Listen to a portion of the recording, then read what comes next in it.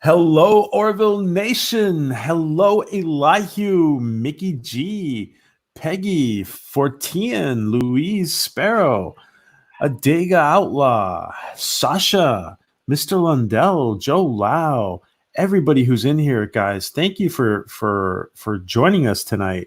There's so hello many to people. Everybody. Yeah, hello. It's fantastic. I want to welcome our two lovely co-hosts, meteorologist Katie. Hey guys. And Raquel, professional nerd. Hello, everybody. Love you. Thank you for coming. So we have an amazing lineup for you guys tonight. We are, as you know, we're interviewing an Orville actor, Rico Anderson, who played the Moclan Doctor in season 1, and that is amazing. And we have a few special guests. Hello, Sasha, Star Trek Nitpickers. Chef Carolyn. Hello, everybody coming in here, just joining us. Hello, Stephen Klein. So we have 3 special guests today. The person we are interviewing is the actor who played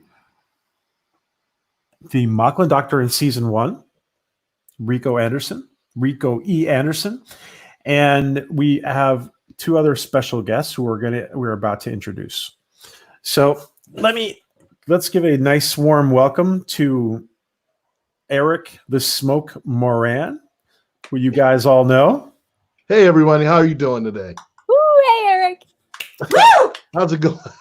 And what a cool background you got set up there.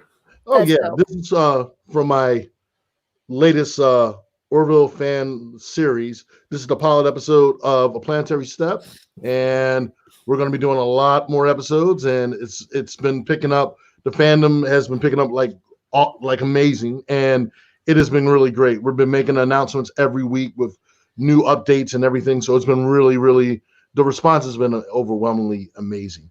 And I just finished appearing on AMC's Dispatches from Elsewhere. So if you haven't checked it out, Right.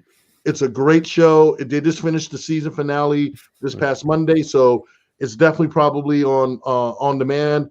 Check it out. It's really good show. Really awesome. Congratulations, sweetheart. Congratulations, Thank you. Eric. So proud of you and so happy to have you on the show today. Thank you so much. And for everybody who, just to make it clear, Eric announced the other day that a Planetary Step, that little teaser that they gave us, is going to be a series, which is amazing. Wow. I love it. Yes. I love it. Yes. So let's introduce our second very special guest. She is the host of the Simone Bailey Show. Beauty. The one and only Simone Bailey herself. Hello, Simone. Woo. Hi, guys. Hey, Welcome back. Well, thank you so much. Thanks for having me. What an honor to have you here to interview your fellow actor friend, Rico E. Anderson. Yes, this is great. I'm an actor myself, so it's always fun to interview other actors. Awesome. Well, it's very special group we have here today. So Yeah. let me introduce the guest of the night. His name is Rico E. Anderson. You all know him for playing the Moclan Doctor. Or as Raquel says, what does Raquel say? Doc Mock, baby. Doc Mock. Mocken! Get out your fans, ladies. Doc Mock. He has been in Grey's Anatomy's Bones, Star Trek, Horizons and Renegades, Fifth Passenger, SWAT, and so much more. Let's welcome Rico E. Anderson. Woo! Hey, Rico. You have the flower petals again. I got the Katie, I just keep them right here. Always. They're just always just ready. You know, I'm ready. I'm here for it. I love it. Thanks for using some of it for me. That was awesome. Of course. That was Of awesome. course.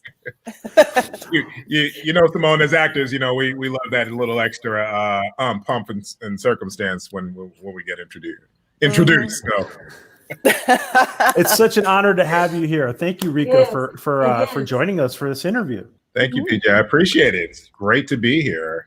You guys, I've seen you guys' interviews before, and I love the chill, laid back. But you know, guys ask all the crazy tough questions. So And Rico's Rico, you're good friends with Ryan, who we interviewed. you're all married, so Rico's good friends Yes. with Ryan Husk, who we interviewed Yeah. not too long ago.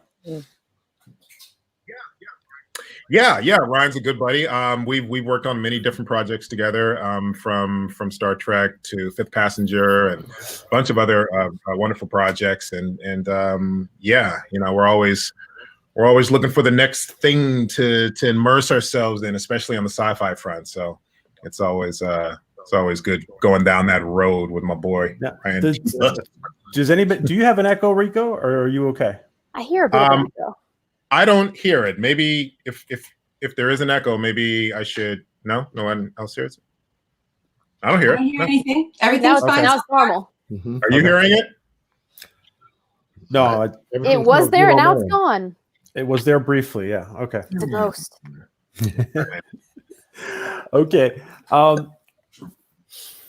Rico, I'm gonna kick off by asking the first question. So what brought you to you're kind of a sci-fi icon, a little bit like Simone is. You've been in several sci-fi projects. What is special for you about sci-fi? It's the same thing that was special for us as kids when we watched cartoons, when we played cowboys, when we played cops and robbers, when we read comics or played with our dolls or whatever, you know, that imagination and that fun of going to those worlds and playing in them and being in them and just immersing ourselves in them. The wonderful thing about sci-fi is those worlds that we were in as kids, there's a large conglomerate of us as adults who never left those worlds. And we pick those worlds to either still be in or we find new worlds. So many of us still love comics, many of us still love cartoons, animation, and different universes like Star Wars, Star Trek, the Orville, and just all these wonderful genres where we get to just really nerd out at space stuff, and we get to dress up and we get to put crazy makeup on our faces that make us look like, you know, the alien in the other galaxy or that other galaxy, and just, you know, and just have that fun. And being an actor, I also see the best of both worlds, because I can be an actor who's played in a lot of different arenas, but I could also be an actor playing in my most favorite arena. And if I were a doctor, I'd still want to be a sci-fi fan. I'd still love the idea of being a sci-fi fan. And on that note, I got to play a doctor. So There you go. Katie, did you want? So it's cool, you know. Huh? I was just gonna say, if Katie wanted to kick things off with Yeah, I think probably my question is, when it comes to sci-fi, we're all sci-fi fans here. What was your first experience as a kid with sci-fi? Did you have a specific show that you just latched onto? Oh boy. These are the hard questions. Yeah, I mean, I said it in the beginning. You guys asked the tough stuff. You know, I was a fan of all of the ones that had that I would say many of us were fans of. The old Batman TV show that would come on for all of us, you know, like after school or whatnot. Yeah. There were, you know, Looney Tunes, Warner Brothers, you know, Rabbit Season, Duck Season, you know, it's just Bugs Bunny and them and all those cats. And then there were some anime shows that came out back then. Battle of the Planets, which was a huge thing. Yes. Eric knows. Yeah. So, so Battle of the Planet. You know that was one of my must see every day. If I don't, there's going to be some problems. You know what I mean? Because I loved it. But then, see, back in the day, they used to have those after school lineups where you come home and you'd see those blocks of cartoons that they would play. And Batman was a part of it. Star Trek, the original series, was actually a part of it. And you have just, I think Looney Tunes was always a part of it, things like that. So, so there really is no one answer to that. It's all of those. And yeah, I mean, look, to this day, I can skim stations and be like, Battle of the Planets, must watch. There I am. Starblazers. Yeah, thank you. You know, Robotech and all that. Yep. You know, so yeah. Awesome. Well, thank you. Yeah, thank you. Thank you. Rico, do you want to say hi to a couple of the fans in the chat? Do you just want to read through who's here? Yeah, who we got? There are so many people here. Thank you so much, everybody, for showing up and hanging out and just chilling. I see my good friend Sasha Kerbel is here, a wonderful actress in her own right. Let me see. We have some people here called Orville Nation. Don't know who those guys are. We got Joe Lau is here. Louis X Sparrow. What's up, Louis? And I think it's Louise. What is it? I think it's Louise. Oh, Louise? Man, yeah. Louise, if I just killed your name, my apologies. My apologies. That's okay. Don't worry about it.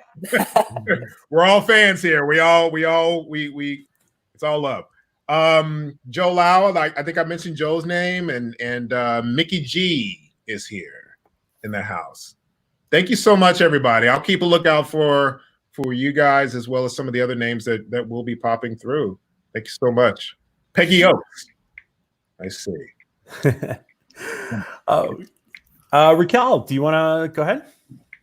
Well, first I have to say thank you so much for being on the show. Not only are you gorgeous, but you're so talented, and your resume is ridiculous. It's Tolstoy. It is War and Peace. You are such a huge resume. So the first thing I have to ask you is, how did you get your role on the Orville as a mockter? Tell me the story of how you connected with Orville and got on the show. It's well, you know what it sounded like? It sounded like you were combining Mocklin and Doctor. Yes. Okay. Boom. Okay.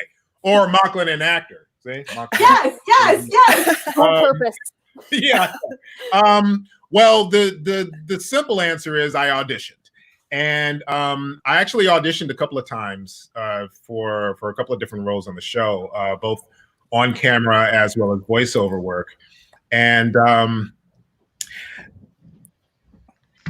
want to say that one of the reasons why I was brought on the show was because of the fact that I had previous experience in other sci-fi genres, but most importantly, when I did Star Trek Renegades, because I played what the character was a Siphon warrior, a new character, and I had to wear prosthetic makeup. So that, I'm sure, was a consideration when it came to, hey, who can we bring in for this?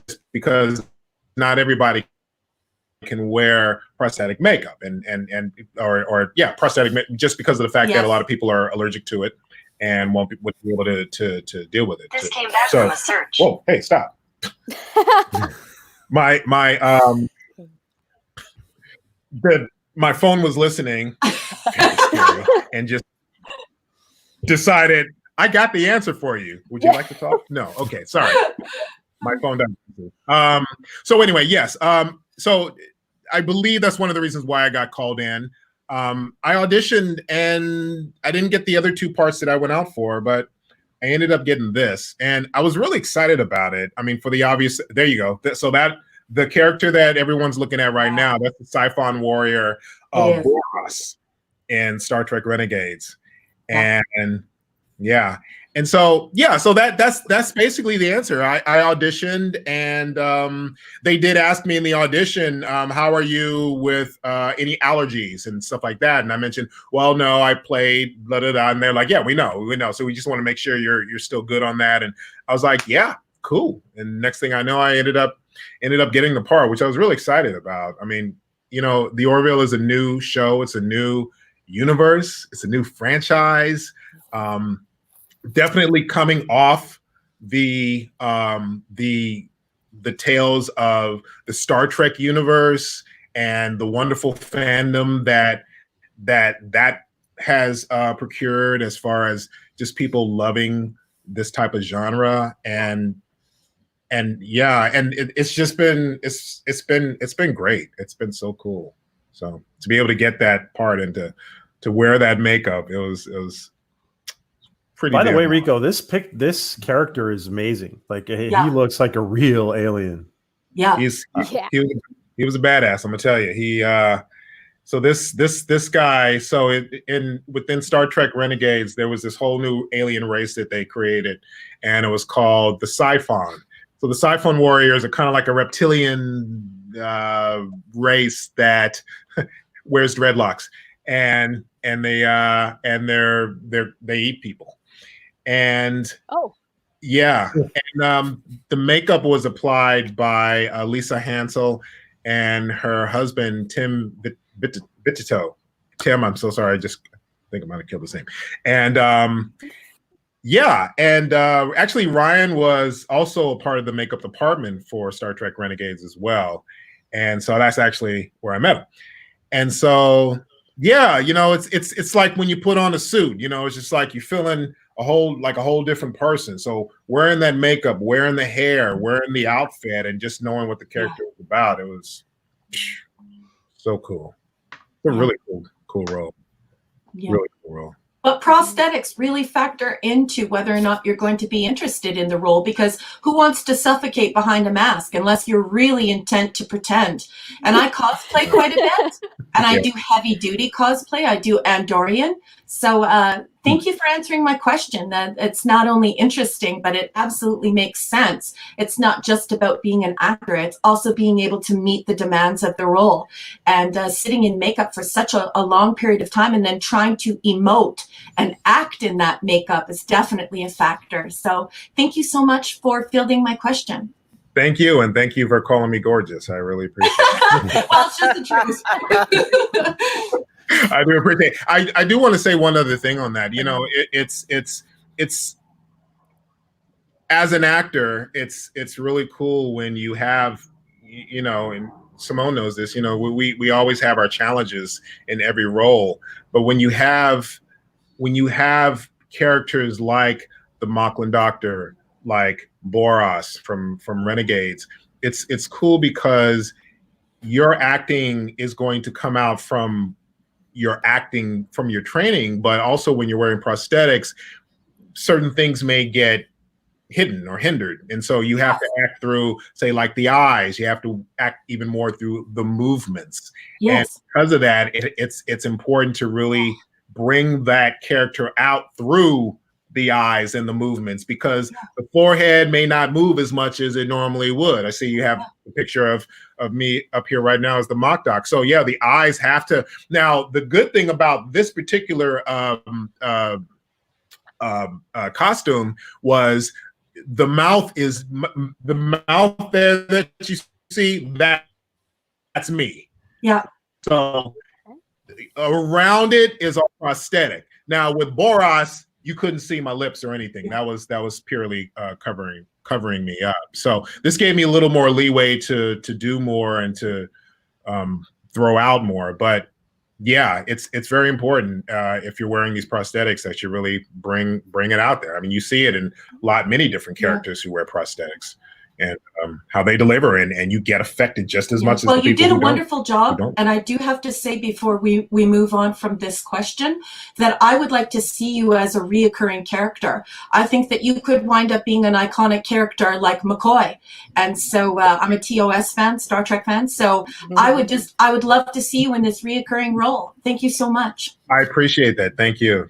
We'll see what happens future for sure. We can't ask him any season 3 questions because if he was in season 3, he couldn't tell us anyway. So Yeah. Don't say anything. No, that's a tight ship. Yeah. You don't want to do that. Don't do that. Especially since the mouse bought Fox. You'd never see me again. Oh yeah. Yeah. So. Yeah. Simone, do you have a question you want to ask? Of course. So, Rico, I wondered when you got cast on the Orville, what was the thing that got you most excited about getting cast on that show? It was the first year of a new franchise, and I was about to be a part of something that was going to, I looked at it like, oh my gosh, this is something that could last for 50 years like Star Trek has. This is something that could last for over 40 something years, I think, like Star Wars had. Like these franchises that have stood the test of time and are still going and still, procuring new fans and stuff like that. I was thinking, my gosh, I'm going to be in the 3rd episode, and so I'm going to be a part of helping to solidify what a particular race, new alien race is. When you look at Star Trek and you think of Vulcans, it's just like when you think of the ultimate Vulcan, you think of Spock, and what he did and what has turned into the template for what Vulcans basically are for the most part. So to be able to play a Moclan, and I think I may have been, well, considering that episode was pretty much about Moclans, you saw a lot of us, but you're seeing the beginning of this race, and every little thing that we do and say there, it's going to be part of that template that's going to be carried on by many Moclans over a hopeful 50+ year period. Yeah. Were you a Seth MacFarlane fan? Oh yeah. Yeah. Because that's actually what I thought you would say. But that was a great answer. And I'm a Seth MacFarlane fan. Slice that into the final interview, right? No, but I'm looking in terms of just the, I don't know. Yeah, I mean, look, Seth MacFarlane's a huge Star Trek fan. I'm a huge Star Trek fan. And being in the Orville has made me a huge Orville fan, and I love it. And the idea of working with Seth was it was like one of those dreams come true, considering especially he's coming off of obviously all the other genres that he's created with Family Guy and all of those. And of course at the time everyone was still wondering, oh my God, is this going to be like Family Guy in space? What is it going to be like? And how is all that going to carry over into this space drama, this sci-fi piece? So just to follow up on Simone's question, Steven asked if you were welcomed by the main actors and Seth included. How was that? How was your interaction with them? Everybody was great. Everybody was really, really cool. It was their 3rd episode, so people were, that excitement factor was way up there already. And, I just had the great opportunity to work with some wonderful actors, people that we've all seen from different shows and different genres and stuff like that. Everybody was really cool. Everybody was great. Let me just remind everybody that the episode that Rico about a girl, the Orville started out in this very parody mode, and all of a sudden we get thrown this very, very serious issues episode, and it's a very pivotal episode in the beginning of in the early life of this series. So I just wanted to set that. Yeah, a lot of people didn't see that. Yeah, people didn't see that coming. Again, people weren't too sure because we're coming off of the thing that Seth MacFarlane was most famous for, which is the humor and the type of humor that he brought to his work. So people were wondering really what was this new show going to be about, and how is it going to play into what we already know of the person who created it. So yeah. Eric the Smoke, do you got a question? Oh yeah, well, of course, you did an outstanding job, man. First and foremost, you did an outstanding job. Thank you. I was really, really like, yeah, I was rooting for you. The question is, as someone who also does the makeup thing and cosplay stuff and everything else, take us through the process of what it was like getting on that makeup for some, because, we all know as fellow actors, it could be a tedious thing when you're sitting in that chair. Take us through what it was like for you, for the fans to know what it's like to get that makeup on and everything else. Can you take us through that? Sure. Well, first of all, you are pretty much the first person, not so much on the call sheet, but you're the first person called on set. And that's just basically for the simple reason that your makeup is going to be a lot different from anybody who's just playing a human. And because of that process, there's the application of the prosthetic, which, depending on what it is, they could be putting it on you in layers. It could be like a full thing. Are the prosthetics just skin? It's supposed to be like alien skin, or are you a robot? Are you an android? Or are you whatever? What are they putting on you? So that time needs to be taken into consideration when you're playing a character who's wearing that. So yeah, you're definitely first on set, and then there's the obvious application of it all, and then like makeup, you're putting it on, you're blending it in, you're letting it so it looks like these things coming out of you were born that way. Mm-hmm. And then it has to set, it has to settle, it has to dry, basically. Mm-hmm. We're talking about, it could be from 3 hours to 8 hours. It really all depends on what they're throwing on you. And it's a process. And, you think of people like Michael Dorn, who was literally the first person there because they had to apply the makeup. And I remember seeing some sort of interview that he did where he was like, of course, in the beginning, it took forever to put on the Klingon makeup, but eventually they had a rhythm where they were just able to slap, wait, dry, makeup, you're out. You know what I mean? So I could see why for some people it might be a daunting thing, and I've heard from people saying, "Oh God, I wouldn't want to go through that." But it's all fun for me. We're playing here, and we're playing on another level because of the fact that you get the chance to wear all this stuff and portray these characters. I mean, I think of people like my buddy Doug Jones, who's like the king of that stuff. Doug, I mean, the majority of his career is the stuff that he's worn on his face, just that prosthetic king, and he loves it, and it's fun, and you get to see what he really can bring by wearing all these characters. I remember when he did the Moon Man. That was one of his first ones, and Doug, I had talked to Doug about that before, and it is something. I mean, for people like us who are avid fans who grew up in the genre of pop culture, and we had a love for it. So to us, it's like, oh, put us in makeup. Come on. What? Yeah. What? We're impressive. Sure, no problem. So now here's my one question: as someone who has a beard and all, and I don't know if you do that on a regular, did you have to sacrifice that at the time when you were doing the part? Where you just say, "All right, hey, look, if you want me to shave off everything, I'll shave off everything." Did you have to sacrifice that, or was it already it was a no-brainer for you? Well, first of all, this is all because we ain't doing nothing right now, and I'm just hey. So there's that. No, that's a lie.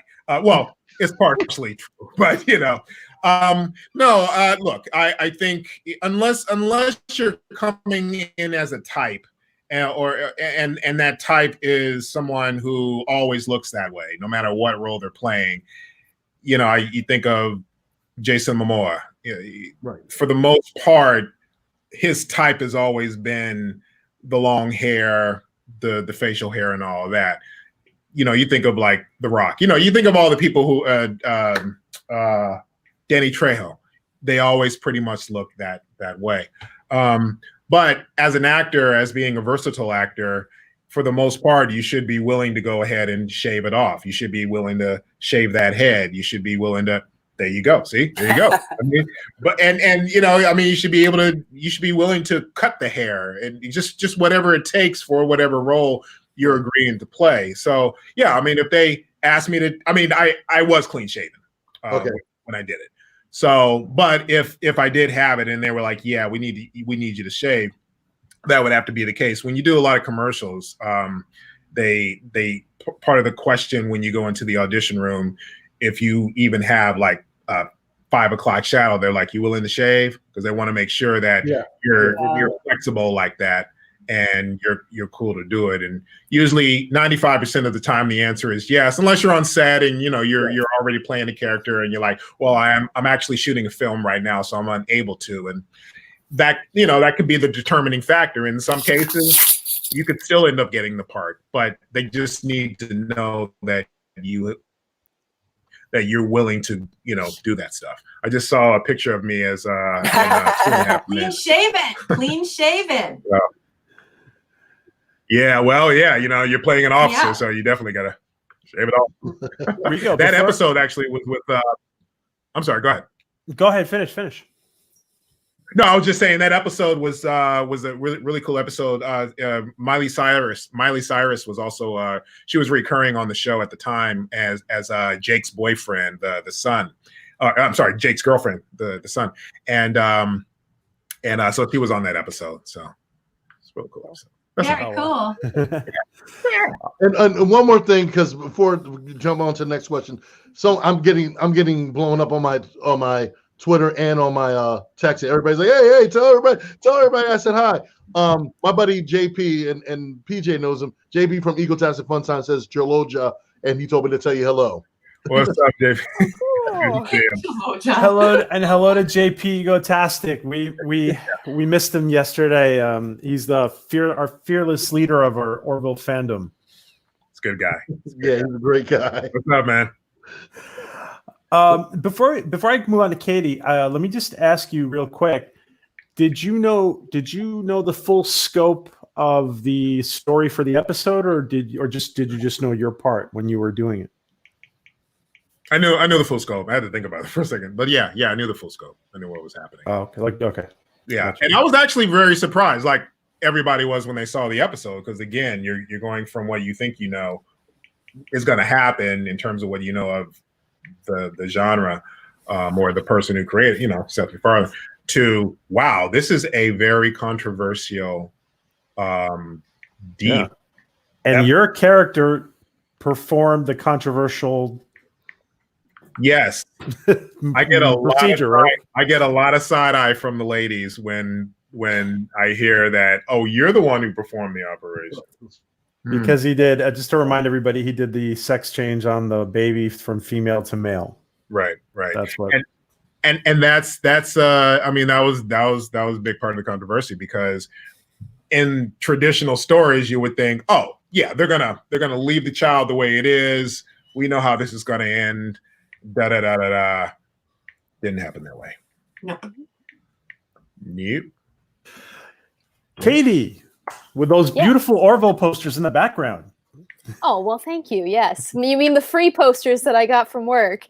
Nice. Cool. Oh, yes. I'm dirt cheap. But I was wondering, because, you know, with sci-fi and Comic-Cons now, and since you do prosthetics for your work, if you could dress up as any character from any TV or movie and walk around a Comic-Con floor dressed in cosplay, what character would you want to be? Klingon. I love that. Yes, baby. Yes. Come fly, baby. Yeah. Yes. I've always loved being playing. I actually played a Klingon in so 500 years ago, there's this place up in the San Francisco Bay Area called Great America. And at one point, the Marriott Corporation owned it, but then the Marriott Corporation sold it to Paramount. And then what Paramount wanted to do was they wanted to really, you know, plug the fact that, yeah, we just bought these parks and we're going to bring our brand into the parks to add on to what what is already. Blah, blah, blah. Bop. He was in the house. And so Paramount came through, and it was a big event. Like, they brought people from at the time, Star Trek Generations just came out, so they brought in people from Generations. They brought in other actors from the original series, and they brought in people from the makeup and from the costume department to show us how to apply the makeup and actually wear this stuff, because they had all sorts of different aliens. They had from Klingons to Vulcans to Romulans. We had Ferengi, and these were actual costume, not only actual costumes from the department from Paramount, but they brought in the people who were a part of the makeup department. So long story short, they ended up teaching us all this stuff, and it was a summer job. And so they made me the Klingon, or one of the Klingons. And so actually had a really cool summer job where I was playing Star Trek. But the cool thing that I always feel like it kind of separated me from the other fans was I was actually playing a Klingon that was pretty much directly from the studio itself. Nice. Except it was, I was basically a part Awesome. character. That is so but it was cool. It was so much. Yeah. Did you give yourself, so we did wore you give yourself a name? the Yeah. So I was ambassador. I wanted to be an ambassador. I was ambassador Rico. Oh, I see what you did Very there. nice. Yeah. Slick. And I spelled it R-I think it's like apostrophe Q-O-H. Ambassador Rico. Baby, you got game. You got game. That's good. That's good. Thank you. It was fun. It was a lot of fun. So yeah. Peggy, I need a summer job like that. Peggy, let me tell you. Great. So did you always want to be an actor? Yeah, ever since I was 7, I've always wanted to be an actor. It was literally something that I knew I wanted to do. I grew up at a time when I didn't really see a lot of people of color on TV, specifically African Americans, and the ones that you did see, some but not a lot, were really cast in positive lights. And so I remember watching just TV as a whole, but seeing representatives of myself and thinking, man, I want to do that. I like what I'm seeing. I like seeing a couple of the little black kids who had little afros like me acting. And I'm just like, oh, I want to do that. And I remember going to a musical that was touring. It was The Wiz, and Stephanie Mills was starring in it. Ah. Yeah. Nice. And I remember going to that, and I remember seeing that, and that even heightened my want to be an actor, because I love what I saw on stage from Stephanie Mills to just to the dancers and the singers, and just that whole experience. I was just really immersed and just blown away by it. And and I was living in Chicago at the time. I grew up as a child in Chicago. And then when we moved to the San Francisco Bay Area, that's when it really started to kick in, because I started doing theater. I started taking classes in high school, and I went to Berkeley High, and we had probably the best theater arts department on the planet. And I'm not saying that just because I went there. We did 3 musicals a year. We did 2 operettas. We had our music department, like everybody did. We had our dance department. Our dance department was legendary. Plus, our high school was right next to City Hall, which had the Berkeley Community Theater, which is one of the venues that a lot of recording artists, a lot of concerts were being held. So you had like concerts like the Grateful Dead, Huey Lewis. You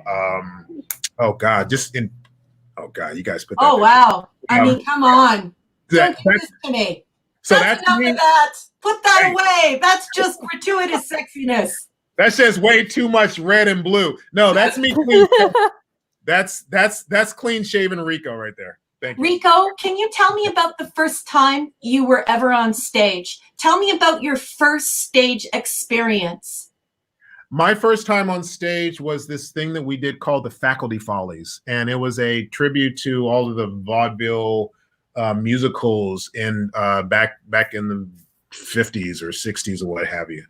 And I played Mr. Bojangles to my 7th grade teacher who played Shirley Temple.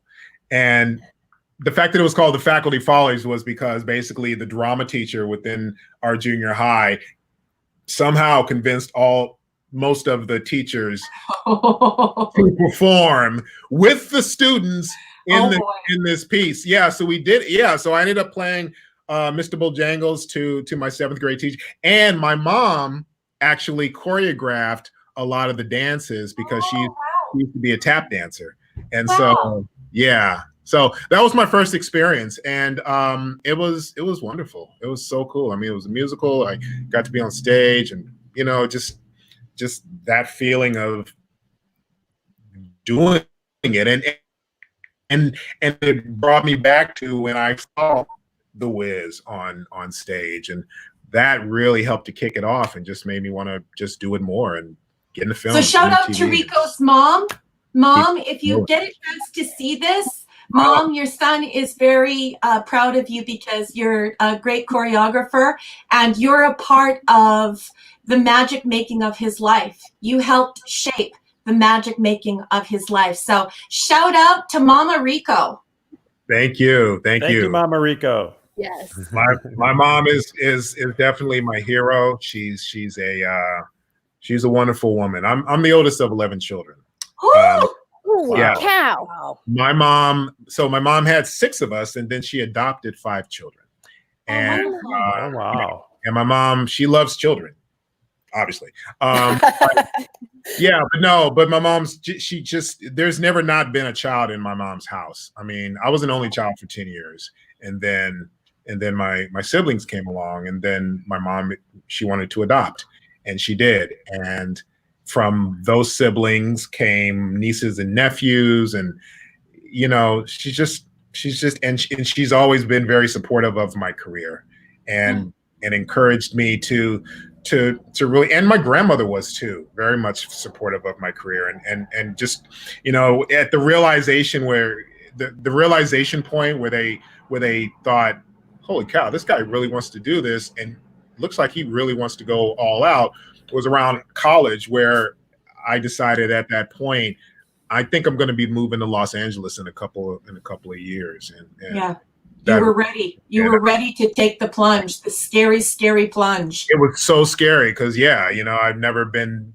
that far from my family. I mean, just leaving Chicago and the family that I had there was rough, but leaving the woman who birthed me. Yeah. Rico, did you grow up in the city or the suburbs of Chicago? In the city on the south side. Oh, okay. Nice. Yeah, High Park, Chicago. Okay. I spent a lot of time in Chicago in college because I went in Valparaiso, Indiana. So you just hop on over, get some Giordano's pizza, and have a fun time. It's right there. There you go. Well, if you ever come across High Park, if you ever go back there, always throw a shout out. Awesome. Simone, before you ask a question, I need to ask you a question. Uh-oh. If you just turn the tables. If Rico was in Stargate, do you see him more as a Jaffa or as a SG team member? What would he be? Would he be part of your Jaffa kingdom? I don't know. I mean, he has so much range that he could be an alien, and he could be a Jaffa, like, you know, human looking. Yeah. I don't know. I might throw that in his court. Maybe let the actor decide. I don't know. Yeah. I see you as an anthropologist, as a gator. I see you as an anthropologist, part of the team. You look. That's just my input as a gator. Okay. All right. I will say that. Again, I love the prosthetic game. I love that world, and I would probably want to go the prosthetic route, and I'd probably want to be that alien. You know? and Yeah, I think so. I don't know. Yeah, I mean, I love those challenges. I love the challenges of being extra, more than. I'm not saying you guys weren't, but just being, just having that little extra. Oh, Mr. Lindell says first prime, easy. First prime, easy. Peggy Oaks at 3:56 p.m. Baby, that's what I see. I see that same thing that you put some glasses on him, and yeah, that's what I see too. But maybe it's just because I'm a nerd in real life, so I'm seeing another nerd. I'm a big ass nerd. Sorry, Simone. Go ahead. So I'm always curious about this answer. Can you tell us what other jobs you've had before you became an actor? Ooh. What did I do? I've flipped burgers. Mm-hmm. I worked in a mattress factory. It was a summer job. Yeah, I worked in a mattress. I was flipping mattresses too. I mean, it may sound cliche, but I've dug a ditch or two. Mm-hmm. I've babysat. I've done yard work. I actually worked in a few casinos. Oh, wow. And so just a little, probably not the most known fact. There's your average casinos like Vegas, and then you have your Native American, the Indian casinos, and then you have casinos that, because they're not on Native American land, are really considered more card houses as opposed to casinos. And they can't bank themselves, even though they still call themselves casinos, but they can't bank themselves. So what they do is they hire an outside company to be the bank. And then if you win the money, I give the dealer the money to give to you. If you lose the money, the dealer takes your money, gives it to me. And it's not my money personally, it's the company's money.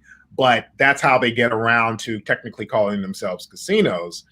And so I worked, and we were the nickname, the corporation. So that was like a crazy job. But as an actor, it was great because you really got a chance to really observe just a multitude of personalities. And trust me, you could really come out of there with some characters, because there were some characters. So, yeah, I did that. Those are some of the bigger ones, Very cool. I would say the more like, If Drew was here, what would he ask Simone? Have you ever delivered pizzas? That's what Drew would ask. Yeah, Simone, I was going to ask, what were some of your jobs? Oh my goodness. Okay, so I was acting in a Shakespeare company that toured, and then after the tour, I had to relocate to Montreal, Canada. I'm Canadian, actually. I now live in Los Angeles, but so I was, after the Shakespeare tour had ended, I decided to stay in Montreal because I really loved it. And the people who live there speak primarily French. And I do speak, up to 12th grade French, but, not good enough to really hold a job. So one of my worst jobs was being a telemarketer. And I got it through a family friend, and my job was to call up elderly Americans and sell them "I've fallen and I can't get up" panic buttons for probably $800 each. Oh my God. And I would call the States, and I would use it as a chance to practice different accents. So every day I would be a different character, right? So one day I'd be the Southern Belle, or whatever. And I love it. And it was funny because when I first got on, I was very low in the ranks, and they had, it was a cubicle job. It was horrible. And in the beginning, they had, who was the best, and you had to kind of make your way up the board. Well, there was one guy who was notoriously amazing, and I made my way up the board to top of sales. But when I pitched to people, I was very clean. I was not dirty. I did not, even though you have their pretty much their credit card information already, I made sure they knew what they were getting into, and I just kept it really clean. Whereas the top seller, he would do anything just to get your credit card information, and he'd manipulate people. So one time he noticed that I was getting top of the board, and he hacked into my line as I was closing a deal with this elderly woman. And I was just about to secure her credit card information. And all of a sudden I could hear this demonic voice going, do not buy, evil, evil, evil. And I was like, oh, what's going on? And she's like, what's going on here? And I was like, I don't know. Sorry, there's something wrong with the line.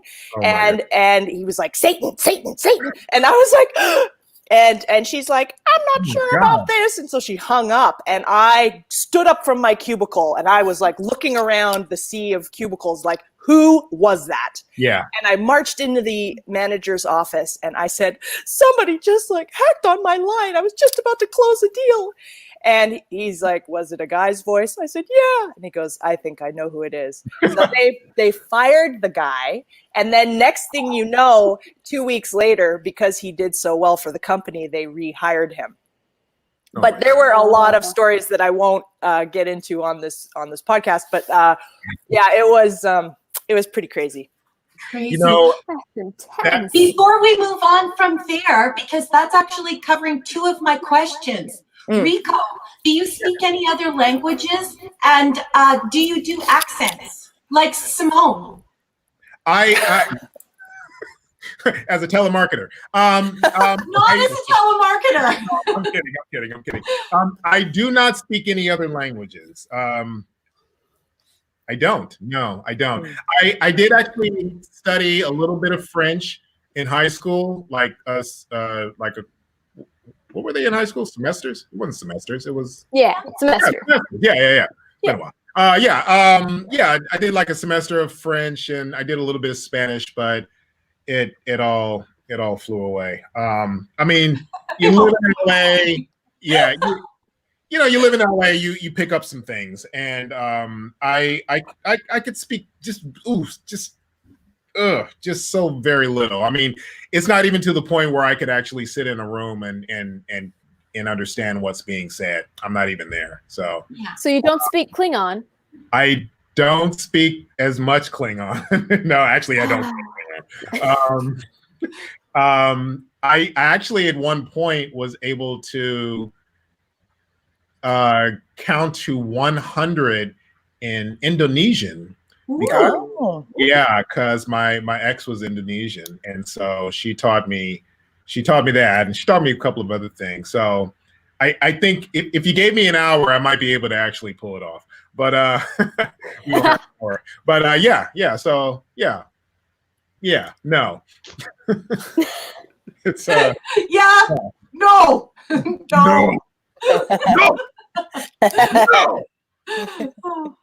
But I'm willing to learn, and trust me, I can fake it. As far as accents, I can drop a couple of accents here and there. You know, again, it's anything that I can do, I will learn.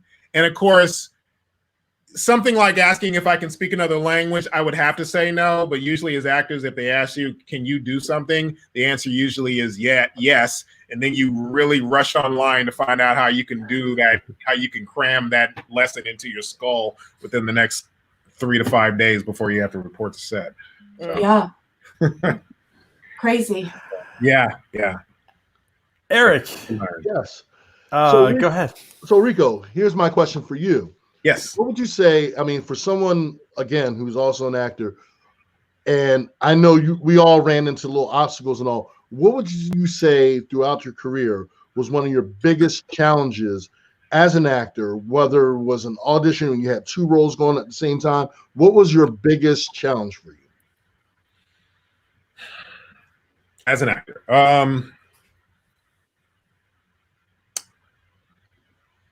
What was one of my biggest challenges?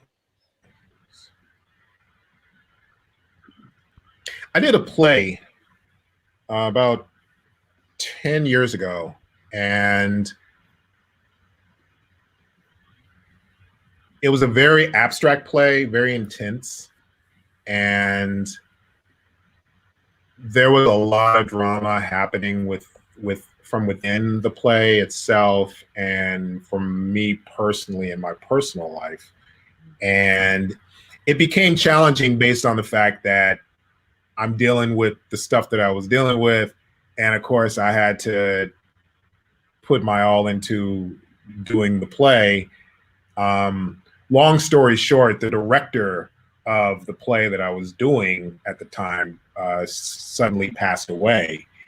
And that was rough for everybody in the cast due to the nature of how the director passed. And it became pretty, it was crazy. It was crazy. But you know, we brought in a new director. She was amazing. She was wonderful. It became like literally one of the best pieces I've ever done. But it was very challenging in the beginning, just based on the fact that there was this situation that I've never dealt with on that level. I've dealt with death before, but not on the level that the director was murdered. And so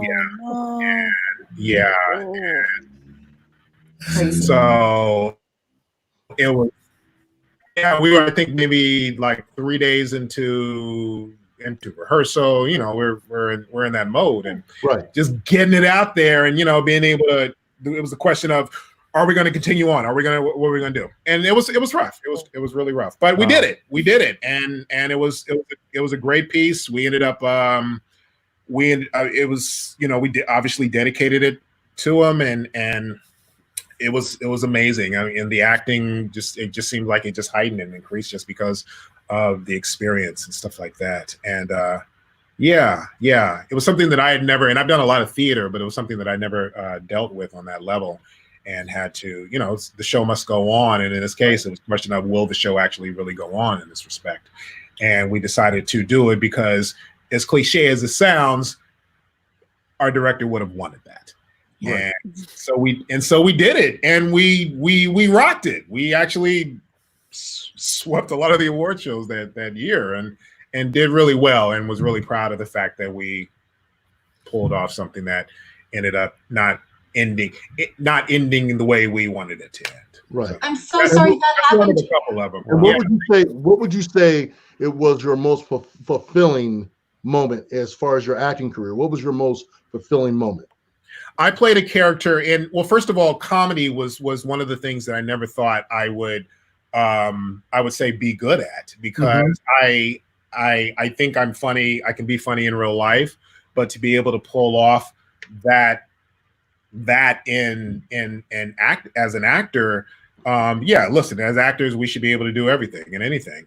But to actually pull it off is always like, oh my God, I'm about to do this. And at the time, like when I did 2.5 Men, I had 2 lines in that. It was a co-star, Under Five for people who don't know. As far as the fans, you know, it's you have less than 5 lines, and and in the case of a comedy, a lot of times the joke is going to fall on the person who's the star of it.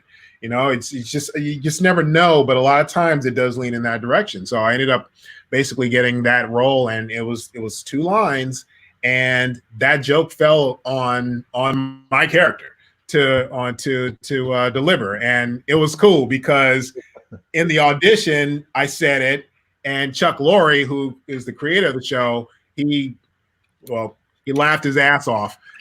Hopefully he wasn't faking it. But it was cool because you know, the joke fell on me. I got the funny, and I was able to deliver it, and to be able to say it, and to get have the audience react to it. It was great. One more other thing is I did a guest starred on an episode of Young and Hungry that starred Emily Osment, and the character that I played on that, his name was Marco, and his character was gay, and I had never played a gay character before. And so what was cool about it was the fact that the character, the casting director told me that I got the part because I basically I didn't play it in terms of what a person may think comedy should be in that respect. You know, you play the character, you know, basically you play the character straight on, and whatever's coming out of your mouth, if it's meant to be funny, it's going to come out that way. And the character that I play, he was freaking hilarious. And what was great about it is I delivered it well, and I was told that I delivered it well. And again, got a lot of the jokes, and it was a great accomplishment because of the fact that they told me you did not overdo it, you did not stereotype the character. Yeah. You played it in a way that was as real as anybody would be, and you didn't succumb to the fact that it was comedy, and you know, you didn't go there as far as going over the top, overdoing it, and just being extra with it. And so that felt good to know. That felt good to hear, and it felt good going into the rehearsals and eventually doing the part, which once they brought in the studio audience, of course, the nerves kicked in again, because I was like, good Lord, I hope I'm funny, you know, and then, you know, so yeah, so that, yeah. That was good. Rico, go ahead, Eric. I'm sorry. Oh, no. I mean, like I said again, no. I mean, for me, like I said again, it's always a challenge. Would you say you have more fun doing comedy versus doing drama? Like, what would you say is the most enriching? I mean, we talked about the makeup thing, so you and I automatically know.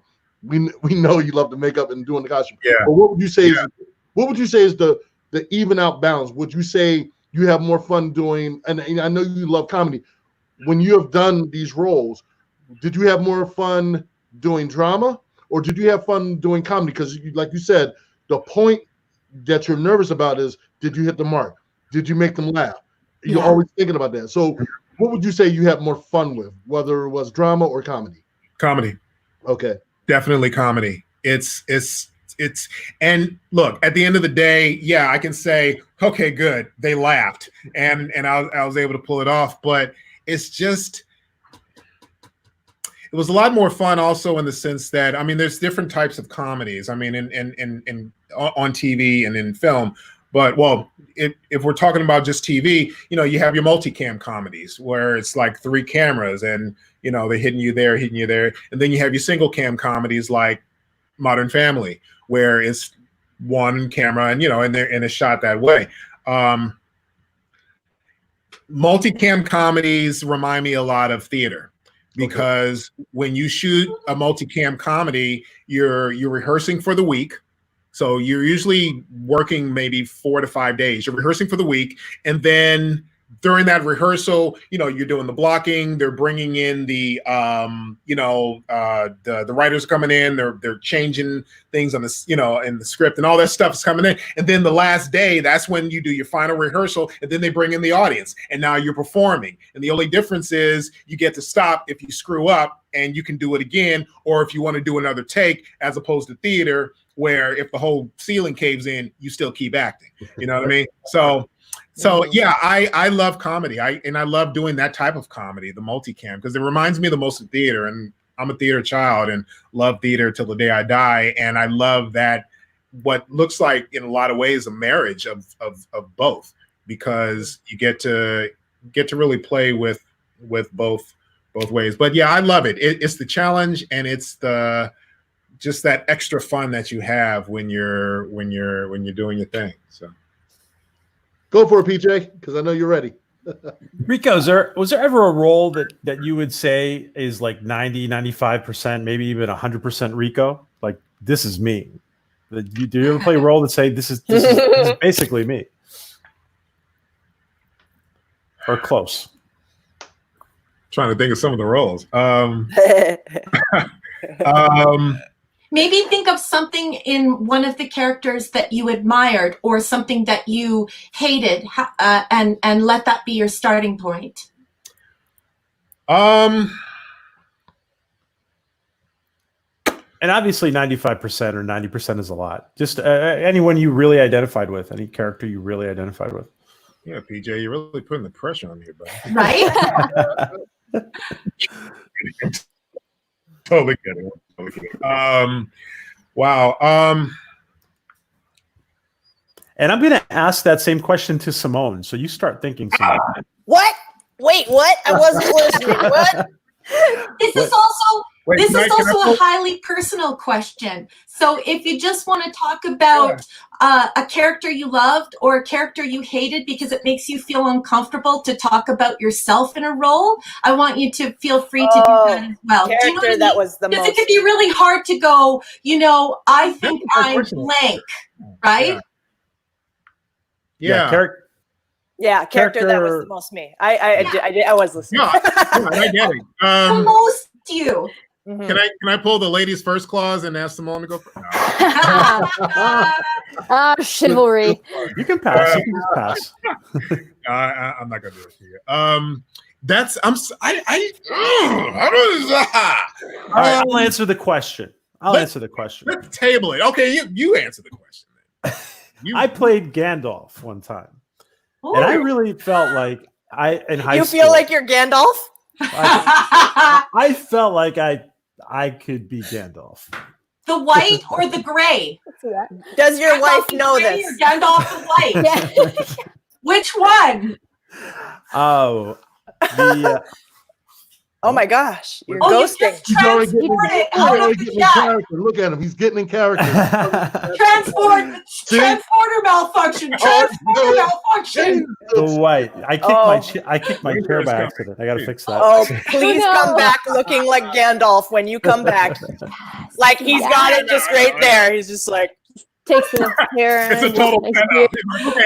Oh, we lost PJ. you shall not perish. How about you, Katie? Katie, what's a character you see yourself in? It doesn't have to be the whole banana, but just somebody who you admire or you want to see yourself in. But it doesn't have to be the whole banana. Now I'm imagining her dressed as a banana. Thank I was you. gonna say, what if you played a banana? Then what?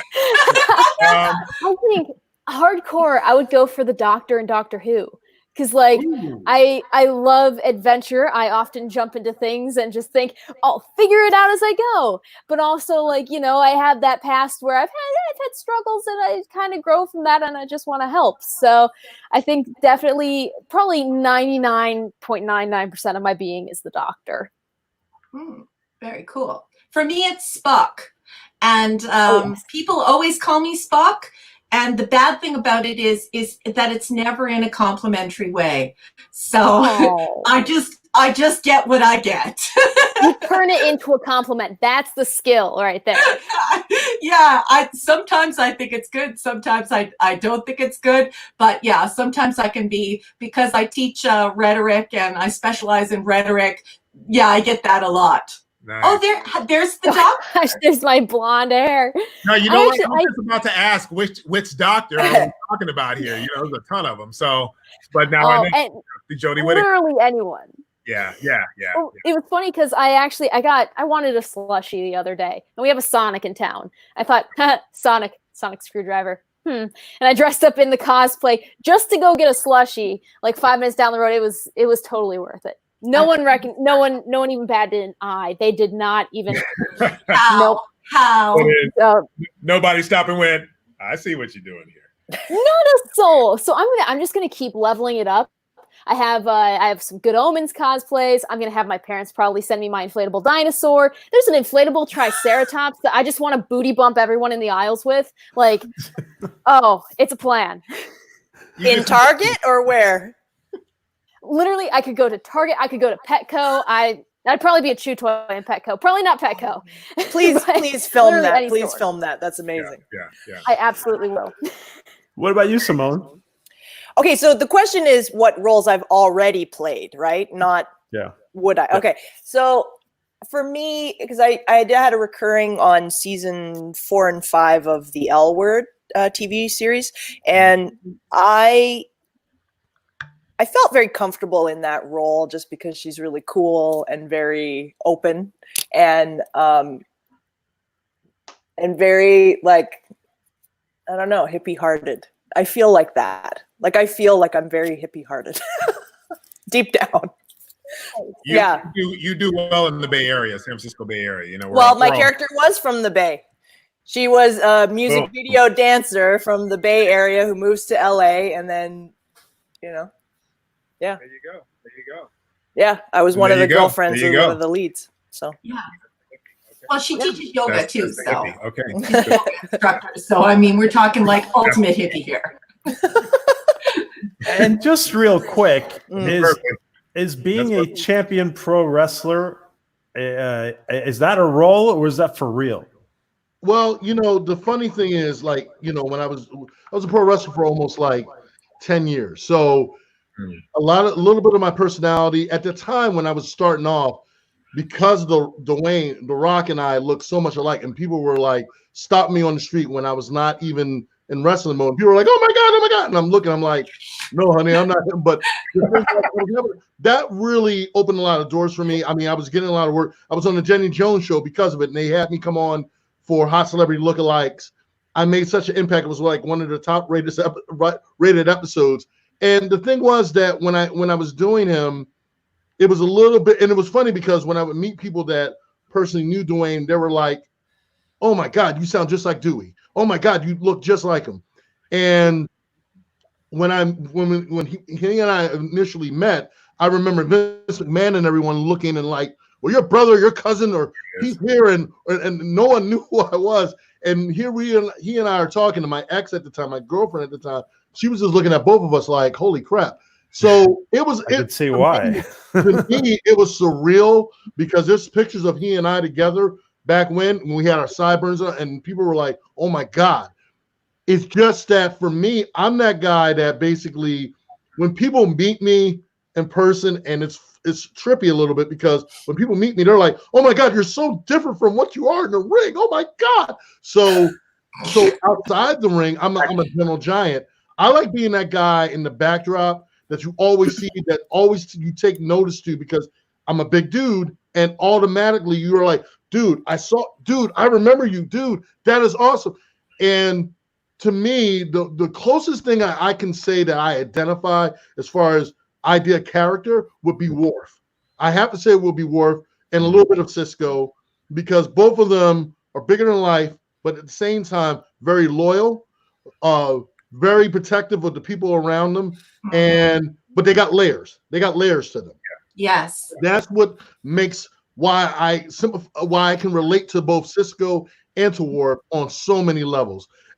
Cisco, because he was a single dad, and at that time raising my daughter. At that time, the relationship he had with his son. Worf, because of the fact that he was a security, I was a United States Marine, so for me it was like, very protective. But I was also a bodyguard for a while. I used to bodyguard wrestlers and a couple musical entertainers and all. So basically, it was like, okay, I did all these little things. I can relate to these characters so much. I can see myself being these characters. And that's, I think, one of the reasons why I love Klingons, why I love dressing up, as a Klingon. That's my thing. And so, like I said again, but again, as a pro wrestler, you get to balance out. But a lot of people that know me will say inside the ring, I'm a totally different person. I'm a sweetheart, not the ring. I am a totally different person. But again, we bring those characters alive. It's a character that we portray within the ring. So outside the ring, we're a lot different. We're like any other person. It's just like I said, I'm very, very hard in the ring. And like I said again, it's crazy. It's crazy. And I mean, and to jump on that, I'm going to ask either one of you, Simone or Rico, as far as characters, have you basically hit the height of what character you wanted to play? Or is there a character you always wanted to do, no matter if it was over the top, subtle? What kind of character that ideally as actors that you always wanted to portray as? Whether it's good, bad, or indifferent. Simone, should we fight to the death and see who's going to answer that? Well, I'll just answer from the top of my head. No, I'll answer from the top of my head. So, obviously I do a lot of action. I do sci-fi, action, comedy, all that kind of stuff. But I found Charlize Theron's character in Monster to be really compelling to me. And I would, because I am classically trained in theater, I did a whole drama program. Shakespeare, hello, Shakespeare. Yeah, and I've done a lot of theater professionally before. Well, not before film, but like at the same time. And I love the opportunity to do real characters. And and lose myself in a role. Yeah. And my whole thing when I was acting in theater was I would love if people could never recognize that it was me. Yeah. And I have found since I've switched to film more often than not, I get kind of, you know, a certain pretty girl role, but that's not always what I want to do. And I feel like some of the best auditions I've had are ones where the casting has realized that I can go to these different depths. Yeah. And I find that very interesting. So Yeah. that's my answer. It's also very challenging, I think, too, because, you know, as we both know, this industry will be quick to pigeonhole you Mhm. and to put you in a specific category, whereas now you're finding yourself having to prove that you can play outside of what you just see me as. Yeah. And that should be that should be in a perfect Hollywood world the way it should be. I mean, my hair being the way it is has actually cost me auditions and potential you know, things that just based on just the overall first impression impressive look. You know, I have a fro or I have this, which I could easily shave off. I could easily cut this off. It's not, you know, and I'd be willing to do that, as most actors should be. But yeah, you should be able to play monster. You should be able to play whoever and really be able to you know, it's a challenge. It's Immersive. always a Do an challenge. immersive role. Yeah. Yeah. It just got me thinking, and well, it was the other answer, but should I answer? Give me the question again, as far as Eric, what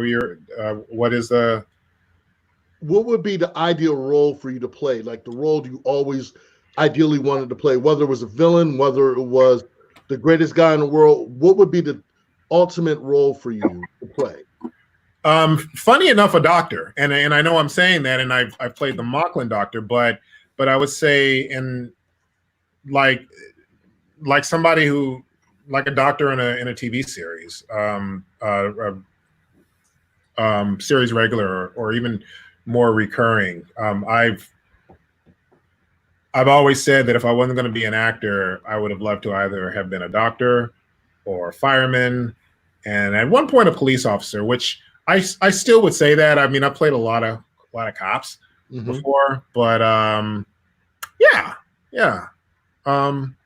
something like that. Simone, I really like your answer though, because yeah, it really is you going beyond what you look, how you are, how people see you and perceive you, and just really being able to dive into. But again, you know, diving into a character that is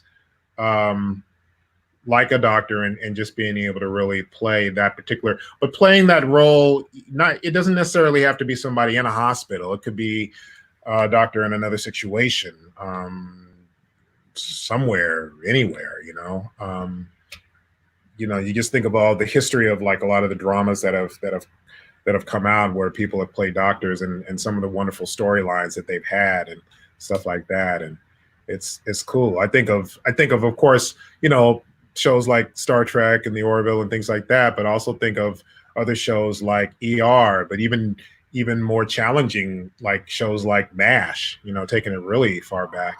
And, Yes. and that type of character in that type of situation, but surrounded by the way it was executed. And those to me are some of the ultimate, some of the best. I mean, it's still memorable to this day, you know, some of the best TV out there and how it was thrown out there. So something like that. Let me ask you both, how common is it for an actor to get a role and find out that they're totally wrong for it and they, for some reason, can't do it? Is that how, have you seen that a lot, either of you, Simone or Rico? How common is it? Yeah. Did I express the question properly, or like somebody gets a role and they just for some reason they're just not executing it, or they can't do it, or it's I mean, is that common in your business? I've witnessed one thing, and I won't give the show or the actress, but I witnessed a famous actress be a lead of a show, and on the series, while they were filming, she just had a meltdown, and she said, "I did not sign up for this. You guys are putting me in every single scene. I never have a break. This is not what I signed up for." And she just lost it. And I was like, whoa. And I actually felt a lot of compassion for her, because and I've told my writing friends this, to consider the actors, like, yes, obviously you want it, it's their job to do the work, but it is a lot of energy for actors to be in every single scene, working around the clock, long hours. They're not sleeping. When they're not working, they're learning the next scene, next day, next whatever, especially if there's rewrites, things like that, that there are ways for writers to accommodate their actors. Let's say you are in prosthetic makeup for 4 to 8 hours. I mean, that's crazy to me. I can imagine. I've had prosthetic before, but I think it's everyone working as a team to make sure that everyone can work as effectively as possible and have the help that they need. Perhaps that person needed an acting, not coach, but just somebody to help them run the lines, or just, some kind of support team or something like that, Yeah. Somebody had put up there the first captain of Voyager, and Simone, as soon as you said that, that's actually the first person I thought of, because that apparently. But let me just make it clear: she's not saying anything. It could be any show. Yeah. No. And yeah, I agree. That's just the first thing that came to my mind. Same. Yeah. It's not what you said. Because we're all Trekkies. Yeah. Honestly, yes. Yeah. It's. I don't know. It's I've never come across it. I don't know. I just feel like hopefully we know what we're getting ourselves into before we get ourselves into it. And I just feel like it's important to understand that for the most part, if you're the lead of something, you've seen enough TV or watched enough movies, and you know how this whole process goes, you kind of know what you're jumping into, and you dive in, and it's work, and you get the help that you ask. Hopefully you get the help that you ask for, and you're able to pull it off. I do personally feel like it's a little weird that somebody would just up and leave like that. And again, the way I was phrasing the question, this person didn't leave. She just had a melt. She was just, I think she, maybe she was PMSing. I don't know what the story was, but I think she just had to let it out because she was just. Oh, so she just lost her shit for like 2 seconds. Oh, she just had a moment on set where she just yelled it to anyone who would listen. Just, you guys, it was just. Yeah, it was just the volcano had erupted at that point. Yeah. Okay. All right. And it's very common in Star Trek. Of course, we see with Pike and then Captain Kirk, and then also the first Doctor in the pilot was not Gene Roddenberry's first choice. He was always pining for DeForest Kelley. So we do see a lot of people sort of try on these roles sometimes in pilots, and then sort of, someone will come forward. It doesn't necessarily have to be the actor himself or herself, but just say, maybe this isn't right for me. Our first Captain Pike, of course, quit the show because his wife advised him that the role was beneath him, and she thought that it would actually ruin his career. So and then unfortunately he died right after that, quite tragically. But yeah, it's pretty common. Common. Yeah. Alrighty. Well, Katie, go ahead. Do you want to continue? Sure. On that fun note, on that note. Well, we were talking about like, you know, how you can get kind of pigeonholed or typecast for both Simone and Rico and anyone else, honestly. How would you typecast the rest of us on the panel? What role would you see us playing? Oh, that's hard. I'm here for the hard question. Katie. I'm not an actress. I'm not an actor, so you don't have to answer for me because I absolutely have no desire to be in that business. Like zero. On that note, You do great. Thank you. Bird of Prey, the big bopper. Bird of Prey 5. He answers, Right. "Do not answer. It's a trap. It's a trap.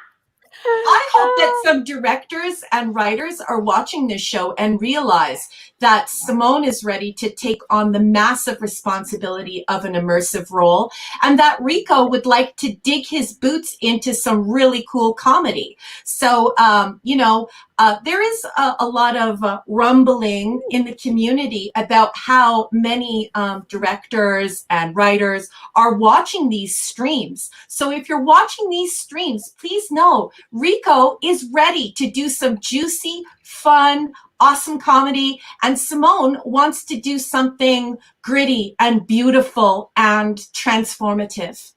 Oh, you should play an Andorian. she doesn't want to be an actress, but she's pretty good though. You're so good. Is that you, Raquel? That is me on my way to the Edmonton Symphony Orchestra. They were doing a tribute to 50 years in Star Trek. And I come from a musical family, so I went all the way. And what did the people sitting behind you say? I don't know. I sat in the front. I always sit in the front because I like to be as close to the pit as possible because I used to be in the pit, not with the ESO, but in another large band. So I like to be close to the pit because I like to see, everybody's ticks and accurate or inaccurate fingerings or, just odd stances. So I couldn't see the reaction What because I'm just in the front. I'm glad you said that, Katie, not me. Yeah. What did you say, Katie? That was a great No, I just went, what phrasing? Actually, there's no other way to say it. That's exactly how we say it because especially when you're jumping from instrument to instrument, that's the phrase we use, unfortunately. And you shed the sort of junior high humor behind it because you just hear it so much that you just get used to it. See, I would, even if I got used to it, I would probably just constantly giggle. I don't know. Yeah. That's why I say pianist. There you go. Oh, not pianist. I say pianist. You want to make it perfectly clear. Shout out to the chat. I would like to thank every single person who commented on my Andorian cosplay. Thank you so much, you guys. I love you guys. Thank you. Woo! Yes. Oh my. Oh no, no. Hey, Katie, I could see you as, and I'm sure I'm not the first person to say this, but you could very much play like Halston Sage's character on the Orville. I see that. Yeah. Got the look. Rico, you've got something there. I could see that. I could see you doing a little cosplay there for that. And just saying. I totally do that. Yeah. Eric, I think you pretty much, covered it in terms of, the Klingon and, the big guy, and the one who, but the person with the heart and the person with who has those layers that lets the audience or the viewer see that you're more than just the big guy in the room, know. Well, it was fun. It was funny. When Orville first came out with season 1, they were like finishing up the season, I talked about this earlier. And I wore like I ended up getting the costume on the Planetary Union uniform. So I sent it to Seth, and I'm like, oh yeah, and I tweeted it. Next thing I know, he posted it on his page. He said, oh yeah, he's ready for duty. All of a sudden, it was an onslaught of people saying, you need to get this guy for security. You need to get this guy on the set. And that spoken volumes to me. So it always make me feel really good. Every time I always go back to that. And like you said, it's whether or not you're in costume or not, it's what you bring to that character. What you bring out to that character, how well you bring it out. And this is a question I'm going to ask you both. Again, how did it feel? And I gotta ask this because it was surreal for me. How did it feel when you had someone that came over to you and said, oh my God, I loved you on this show, or you were amazing on this program, or you were awesome? How did that make you feel? Did it make you feel enriched to want to act more? How did it exactly make you feel?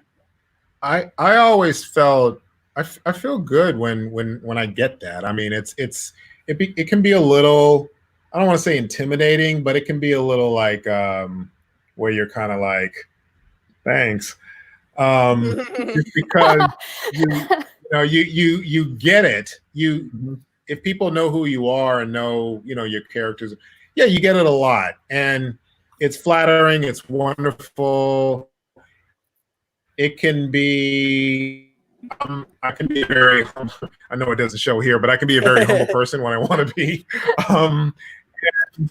And taking compliments sometimes can be a little hard to do, especially like when you're at various conventions, and like when I have my table set up, my autograph table set up, and you have people coming up and they're telling you how much they love your character in this, or they just love your work in that, or they've seen you in that 500 years ago and they really love.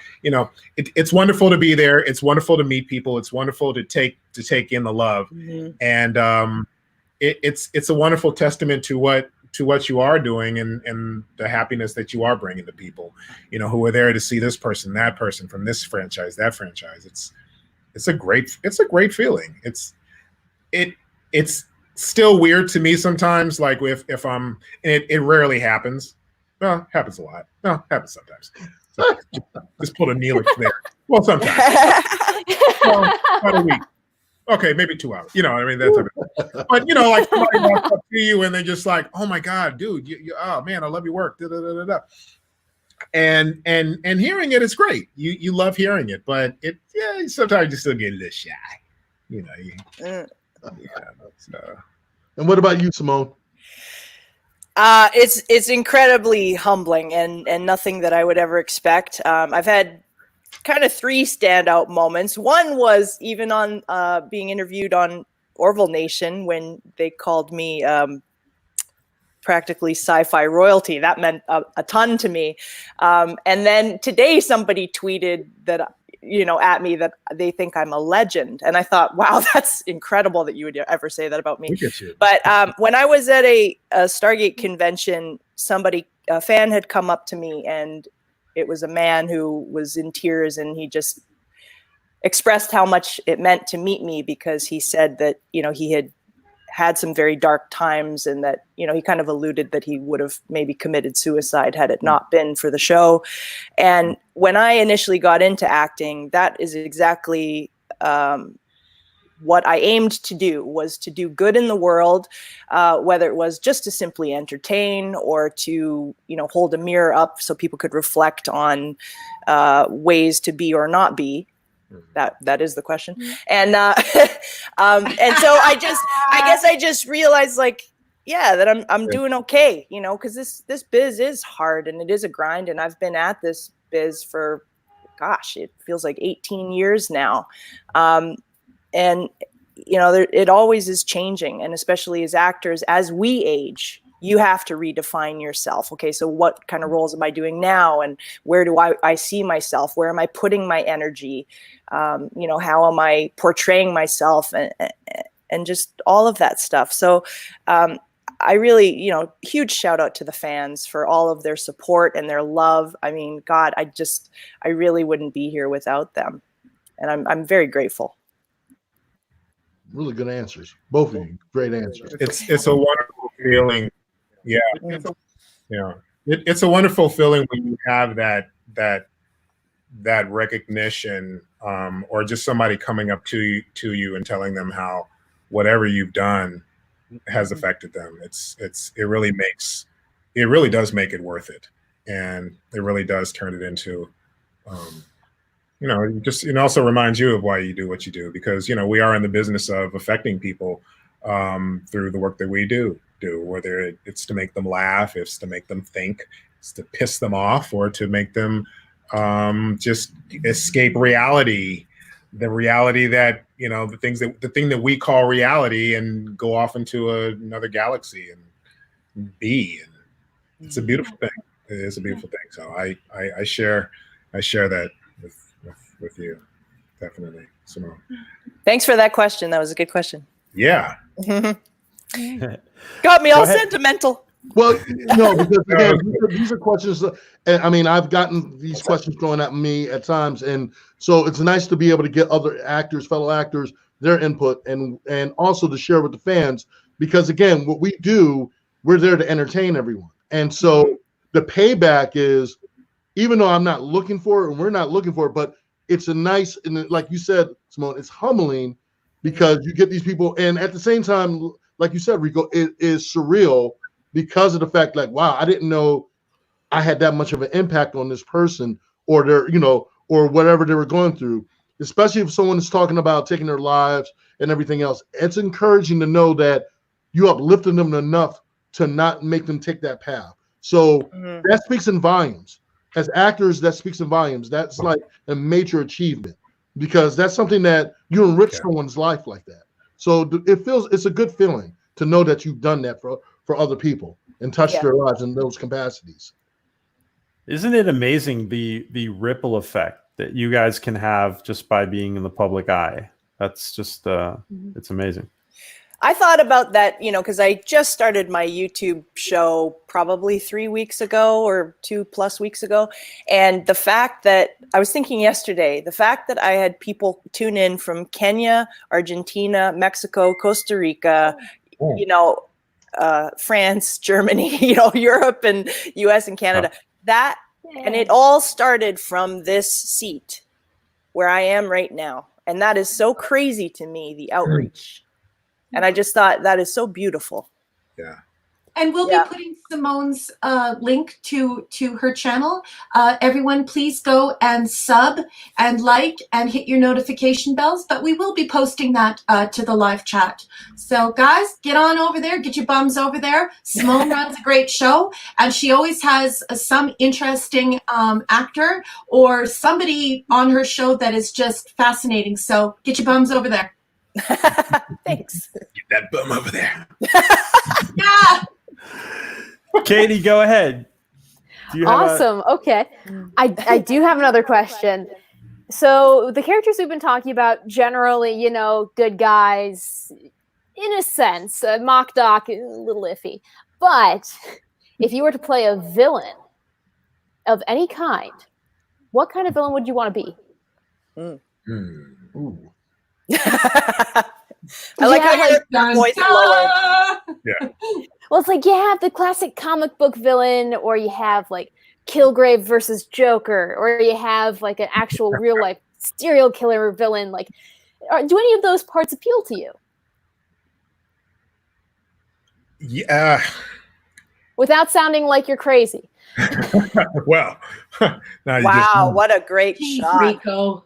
Look at this. That is boss. That I'm gonna kind of default to Boros there. I mean, it was such a fun character to play, and his layers of like he had daddy issues in this, and I say that in the sense that his character was very the Sci-Fi are a race of it's kind of like the Klingons in terms of honor, but they're really all about claiming, our one of our sayings is, I claim the right to first kill. And having that, it's like a rite of passage that makes you a man, a woman, it just takes you to that next level of your humanity per se. And playing that character with the issues that he was having his father saying that you're not ready, you're not good enough, and being able to, just like a lot of kids who are just like, but I am good enough, I am ready, and I will prove it to you. That is what Boros was, and that I mean, spoiler alert for people who haven't seen it yet. That's what ultimately led to his downfall. Boros. But yeah, that was in that because he wanted to be more of the badass than he was basically being told by his dad he was not ready. So now he's coming in there, chest puffed out, big bad Boros, and he got his ass beat. So, but it was great because it shows different layers to this character, the conflict, and it's not just your typical I'm going to destroy the world and kill you with this kryptonite, and you're going to all die and kneel before God and all that kind of stuff. So I love those type of characters, and that's one of the reasons. That's one of the things that I really loved about playing that. And I love playing characters like that who have those type of layers. You think of characters, famous characters throughout history, bad people throughout Darth Vader comes to mind, and his history and the conflicts and all that kind of stuff. And so yeah. Well, in Star Trek, the Klingons invented Shakespeare, and they also invented opera. So that's one of my favorite things about the Klingons, is when they say, well, you have Shakespeare, but you haven't heard Shakespeare until you've heard it in the original Klingon. And then, of course, opera. Yeah. So I'm a huge opera fan. So that's why I love the Klingons. And you're right. When you create people who are neither good nor evil, and they have all of these different layers to their character or their race, it's so awesome. It's terrific. I think when you have a relatable villain, it just makes the plot that much more intense. Yeah, and sometimes Klingons are good guys, and sometimes Klingons are bad guys, right? Sometimes they're just jerks. Yeah. But that's them. Yeah. Klingons will be Klingons, Simone. Please make that into a t-shirt. You did not know what you got yourself into? I know. Klingons are Rico, if you could play any other character on the Orville, maybe a Planetary Union officer or whatever, is there any other character that you would like to play if they offered it to you? Krill. Oh, Krill. Yeah. I agree. I like those guys. That's true. Yeah, they just I don't know. They kind of remind me a lot of I guess the Romulans in a lot of ways. And I like what they're all about. I like their their crassness, their just their being. And the thing is, again, we're only in season 3 of the Orville, so we're still going to be learning a lot of things. I mean, think about it. We learn more about the Klingons with the Next Generation, and even more so with DS9 than we ever learned with the original series, in which case we did learn things about them, but we really got to flesh out got them fleshed out when you saw those stories.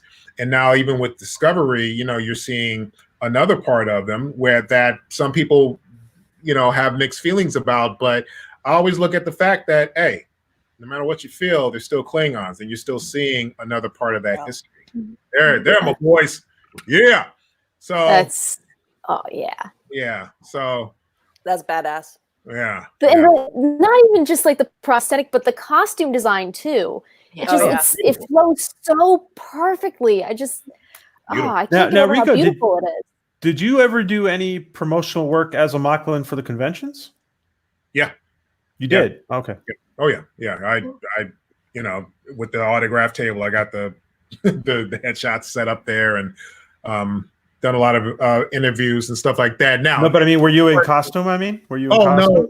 No, I've never been in costume. No, it sucks because so I you know, again, it was the beginning of the Orville. It was the third episode. I went there. I got my prosthetics in. I shot my thing, and I was done. And I was like, "Oh man, how cool would it be to take this mask home?" And the guy was instantly on it. He was like, "We got to destroy the mask." And I was like, wow. "No!" I was like, "Can I just? I won't show anybody," because at the time nobody knew what a Mocklin really was. Oh, So they were like, "We have to destroy it." Like, yeah, and I was like, "Can I just keep the forehead?" They were like, "I would lose my job." I was like, "Can I keep the side piece? Can I keep the ear?" They were like, we gotta. Like, Oh no! oh, that's horrible. that's it. They destroyed the whole outfit, or not outfit, but the whole That prosthetic. hurts me. It hurt bad. Now I have Boros. I got him. I got that. Yeah. I got that prosthetic. Yeah, with the hair and everything. So Nice. That's Yeah. cool. Mountains of Elysium. You are bringing up Gaius Baltar. I think you might have missed about, I don't know, 4 or 5 minutes ago. We had the gorgeous goddess Simone actually dancing with Gaius Baltar. She has been on BSG. She's a BSGer. She's not just a gator. This woman, woo! You got to see her in that green dress. If we could repost that, or go look it up on Google. Yep. So say we all. So say we all. Yeah. yeah. Yeah, but we bounced right over that. Sorry, guys. I just when the chat wants to talk about something. Yeah. Here we go. Beautiful. There you go. Great. Look at it. Beautiful. Look at that gorgeous woman The finale of Battlestar Galactica, by the way. Yep. Oh yeah. Come on. with Gaius Baltar, one of the most hated villains in the history of villains. And there's Trisha Helfer. Yeah. Mhm. I mean, one of the best reimaginings of a series ever created. I'm sorry, it just was. I know, right? I know. I was saying that was the gateway to sci-fi for a lot of people in television. I felt, Yeah. you know, like in the kind of more modern way back then. It was just amazing. Just amazing. It was amazing, and I love obviously paying the homage that was paid to the original, and people who know the original saw all those homages, Easter eggs, whatever you want to call it. But definitely putting a whole new spin on it and doing what was done, it was just brilliant. Rico, as a fan, how did you feel when you first heard that they were going to gender swap Starbuck and Boomer? I was on board for it. I was like, why not? Let's do it.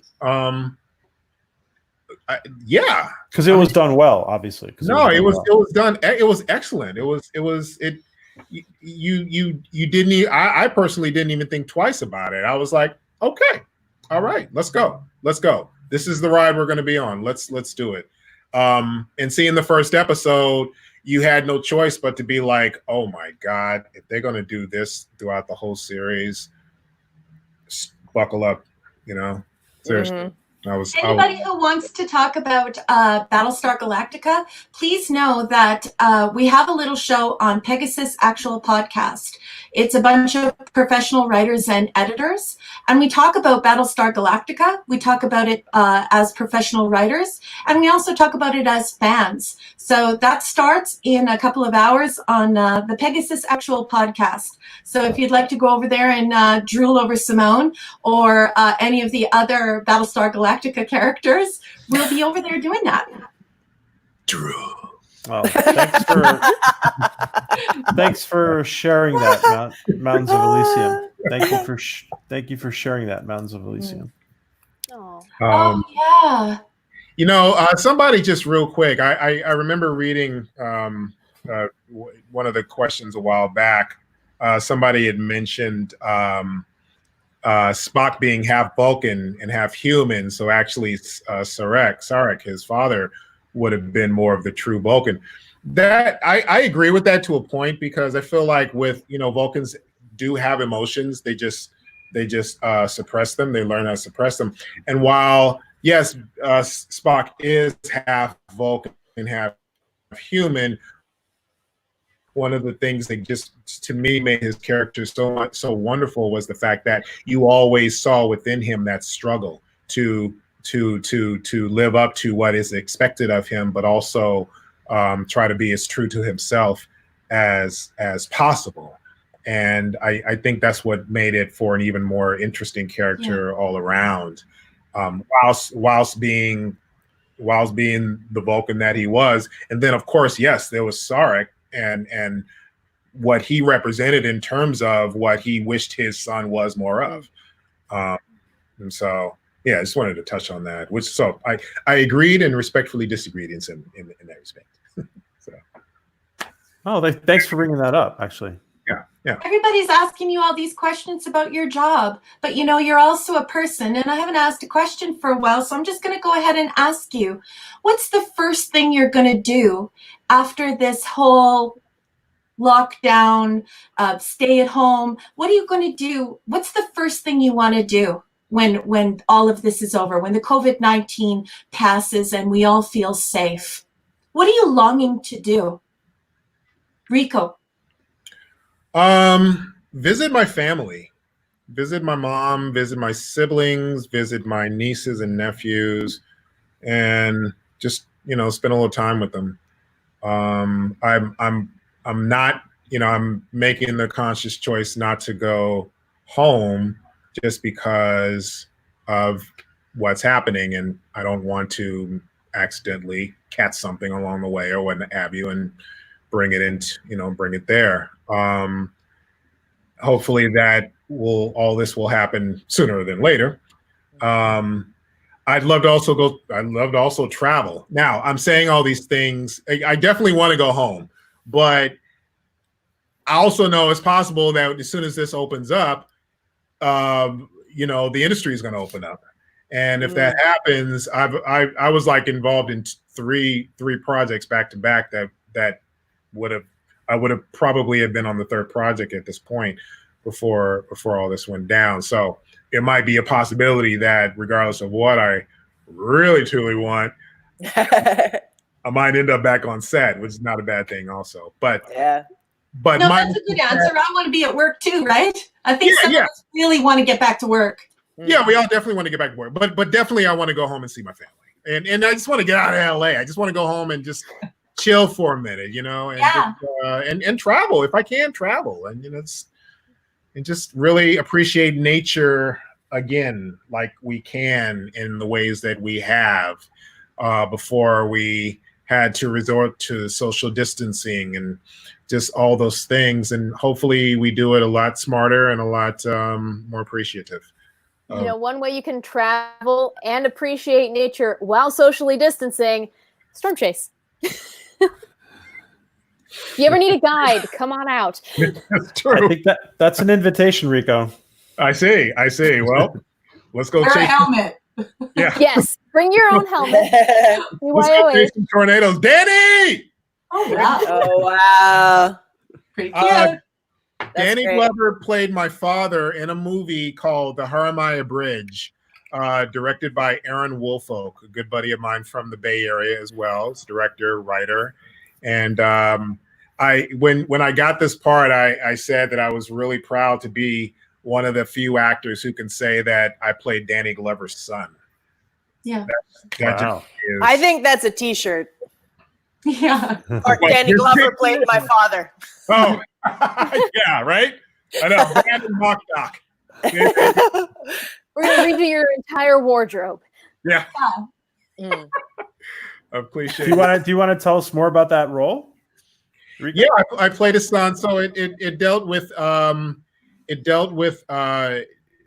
a guy who played my nephew. I'm sorry, cousin, and he died while he was in Japan, and Ben Guillory, who's there to my left, he plays the father, and he's grieving the death of his son, but he's trying to figure out what exactly happened. And there's some twists and turns that are a part of it based on the fact that he's not being told everything, and he's trying to figure out what's happening.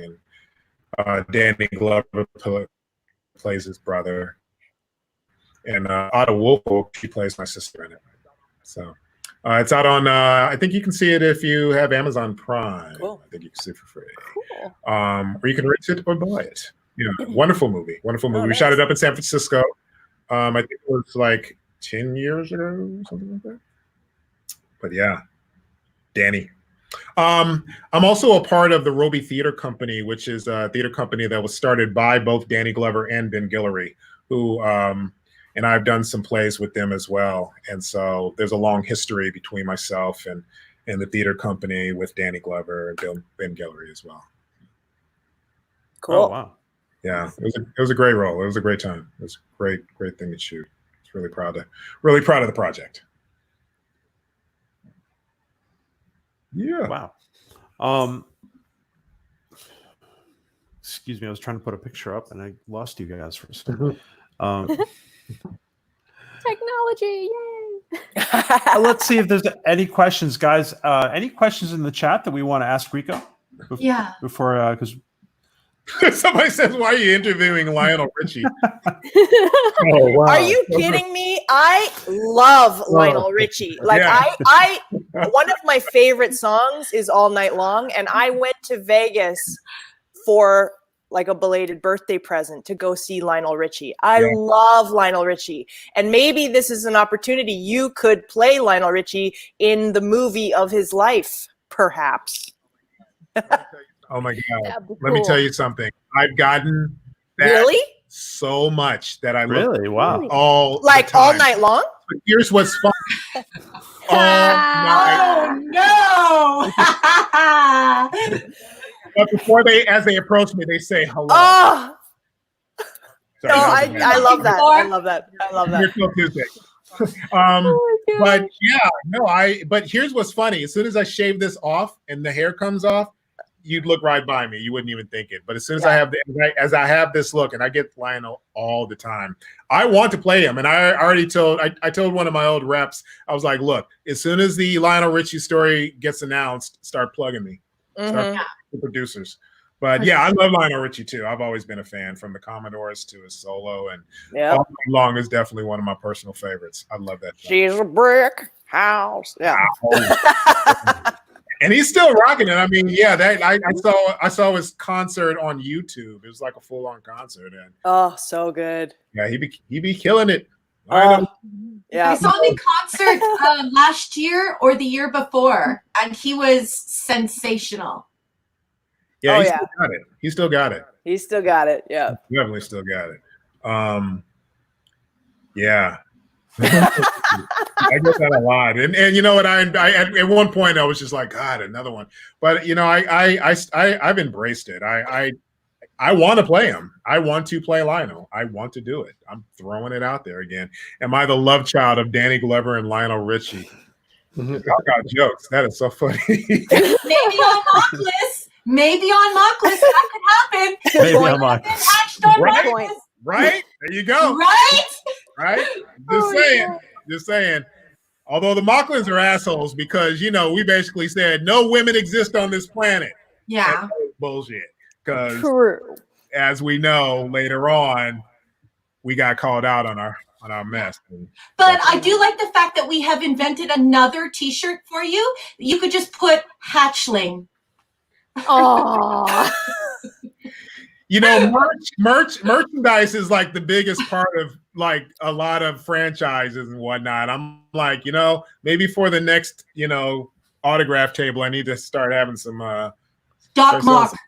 Doc Yeah, Mock. start- Do it for me, baby. Do it for me. I'll design Yeah. that for you. I'll send you a t-shirt, Raquel.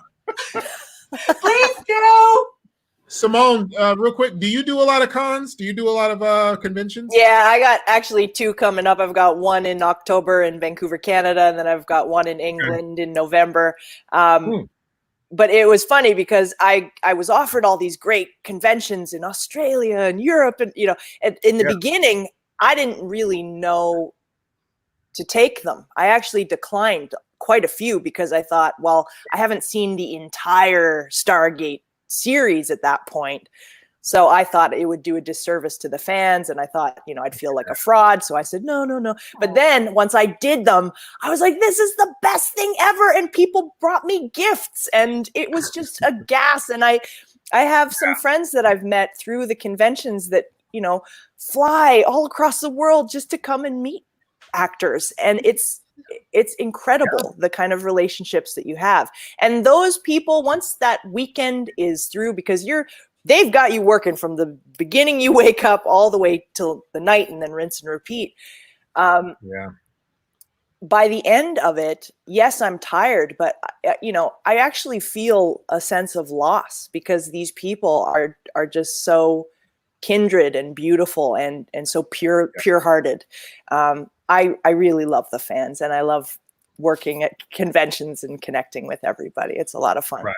Yeah. It literally is the best. It is the best. Well, that leads me to my next question for you, which is, I want to hear you describe your first experience going to San Diego Comic-Con. And once you were entering the conference center and walked the floor, what was that like for you? Well, I've gone to other conventions before, but not along the lines of San Diego Comic-Con, which we know is the like, yeah. Yeah. It's funny because, I got my backpack with my tube, with my banner in it. And I'm just like, yeah, hey, I'm a celebrity guest here. And they're just like, upstairs to the right, go get your badge. Mm-hmm. And I was like, okay. But it was just like, oh my God, all these people. It's overwhelming. It really is. It's fantastic though. Yeah. Oh, it's amazing. I love it because I'm nerding out just like everybody else is.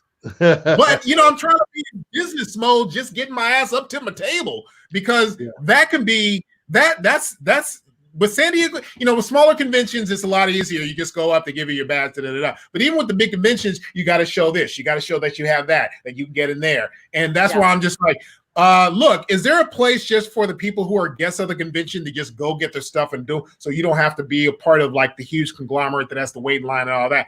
And that's what I mean when I was like, yeah, I'm a celebrity guest. But it's just like getting up in there. It's just like, man. But once you're in there, it's the best, because you're seeing everybody there, and everybody is there to just nerd out and have fun. And I love the fact that even the actors who are part of the different shows and movies, they're having a blast, and it literally is the best.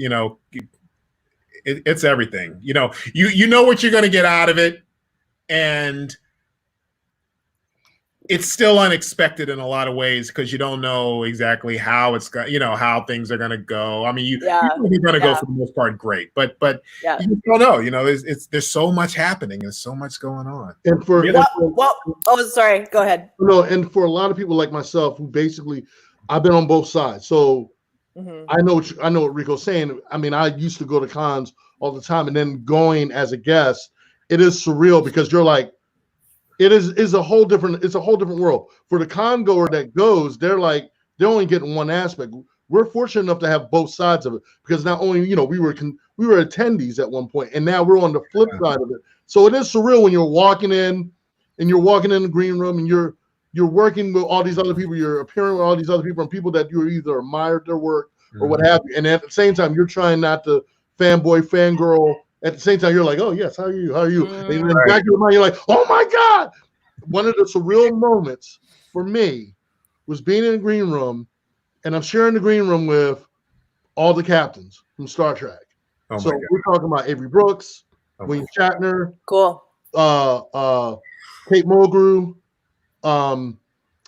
just basically Scott Bakula. Yeah, all of them, and it was William Shatner, and I'm just sitting there like, and I'm being professional. I'm with my wife, and we're busy. Me and Avery are busy talking, and I'm just sitting there like, oh my God, yeah.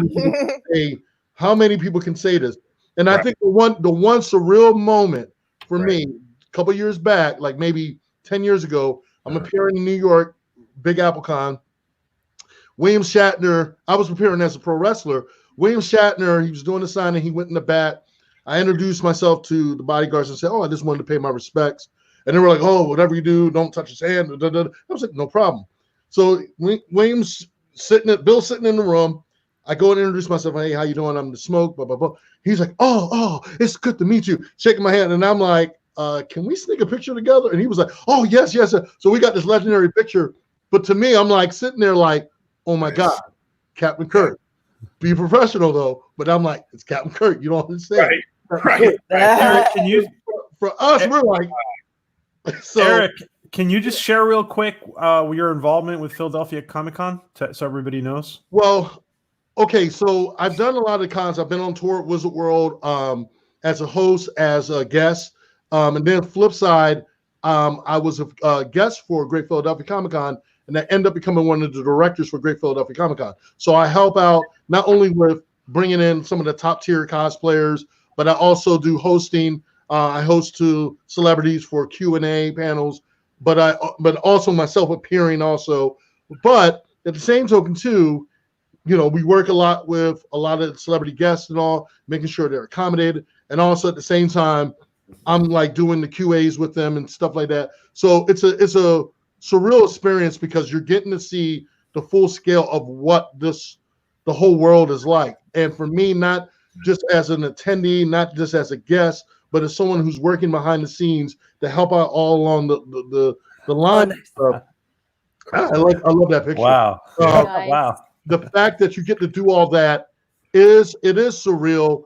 It is something because I'm able to get my hands involved on a lot of different aspects, and at the same time I'm learning. From so many different perspectives. So it is surreal. It is very surreal. I mean, like I said again, it's at the same time humbling. Yeah, I love the fact that I still nerd out. I love the fact that and I'm not even just talking about just even at a sci-fi convention. I just love the fact that even when I'm on set of a new project, and there's somebody whose work I admire, grew up watching, what have you, I still have that feeling of, oh man, I'm about to work with I'm about to meet such and such. I love that, and I love George Takei, and I love the fact that. Yeah, I love the fact that I can still have that feeling when I am working in this business, and just have that, you know, and just be able to still have that enjoyment and have that spark that I still have in my eye when I do work on a project, when I do work with certain people. George Takei was he did the play Equus for East West. Oh, yep. Yeah, and my girlfriend at the time was stage managing the show, and so she knew I was, you know, big on Star Trek, and so she, you know, I knew George Takei was doing it, but he held the cast party at his house, and amazing. And so she's like, "You want to go?" And I was like, "Hell yeah!" And we go, and it was the first time that I met George Takei, but it was also the first time because he was like, you know, welcome, come in, enjoy, welcome to my home. The buffet's here. Get some food, get some drink, and go. You can, if you'd like, you could go into the dining room and sit down and eat. I get my food. I go into the dining room and sit down. There's Nichelle Nichols sitting up there chilling, and it was my first time meeting Nichelle. And of course, as you see the date there, it's in 2006, and it was, you know, I mean, already nerding out, got you know, Sulu, but then you see Uhura, and I was just like, ah! But keep it cool, all right? Keep it cool, Rico. Don't lose your shit. Keep it together. Yeah, but it was great. It was She's an icon. I mean, an icon. Yeah. Growing up, I'm a Comtech scholar, and growing up, that's one of the reasons why I became a Comtech scholar is because of Nichelle Nichols. Yeah. So I grew up in the early 70s and the late 70s, and she was everything to me because she could rewire a comm panel. She was an engineer. She was an astronaut. And she was a woman, and she was sexy, and she wore expensive pure jade earrings. And I fell in love with her, the whole idea of her. So she's had a massive impact on my childhood and my life. To me, she is one of the ultimate female icons. She really is. It was such an honor to meet her. I actually had the distinct honor of actually interviewing her at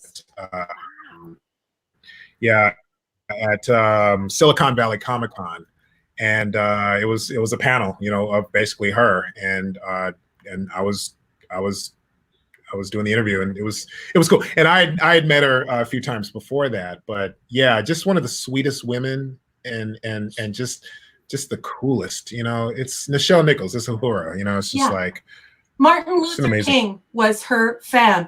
He used to pull his family around the TV just to watch her. She is incredible.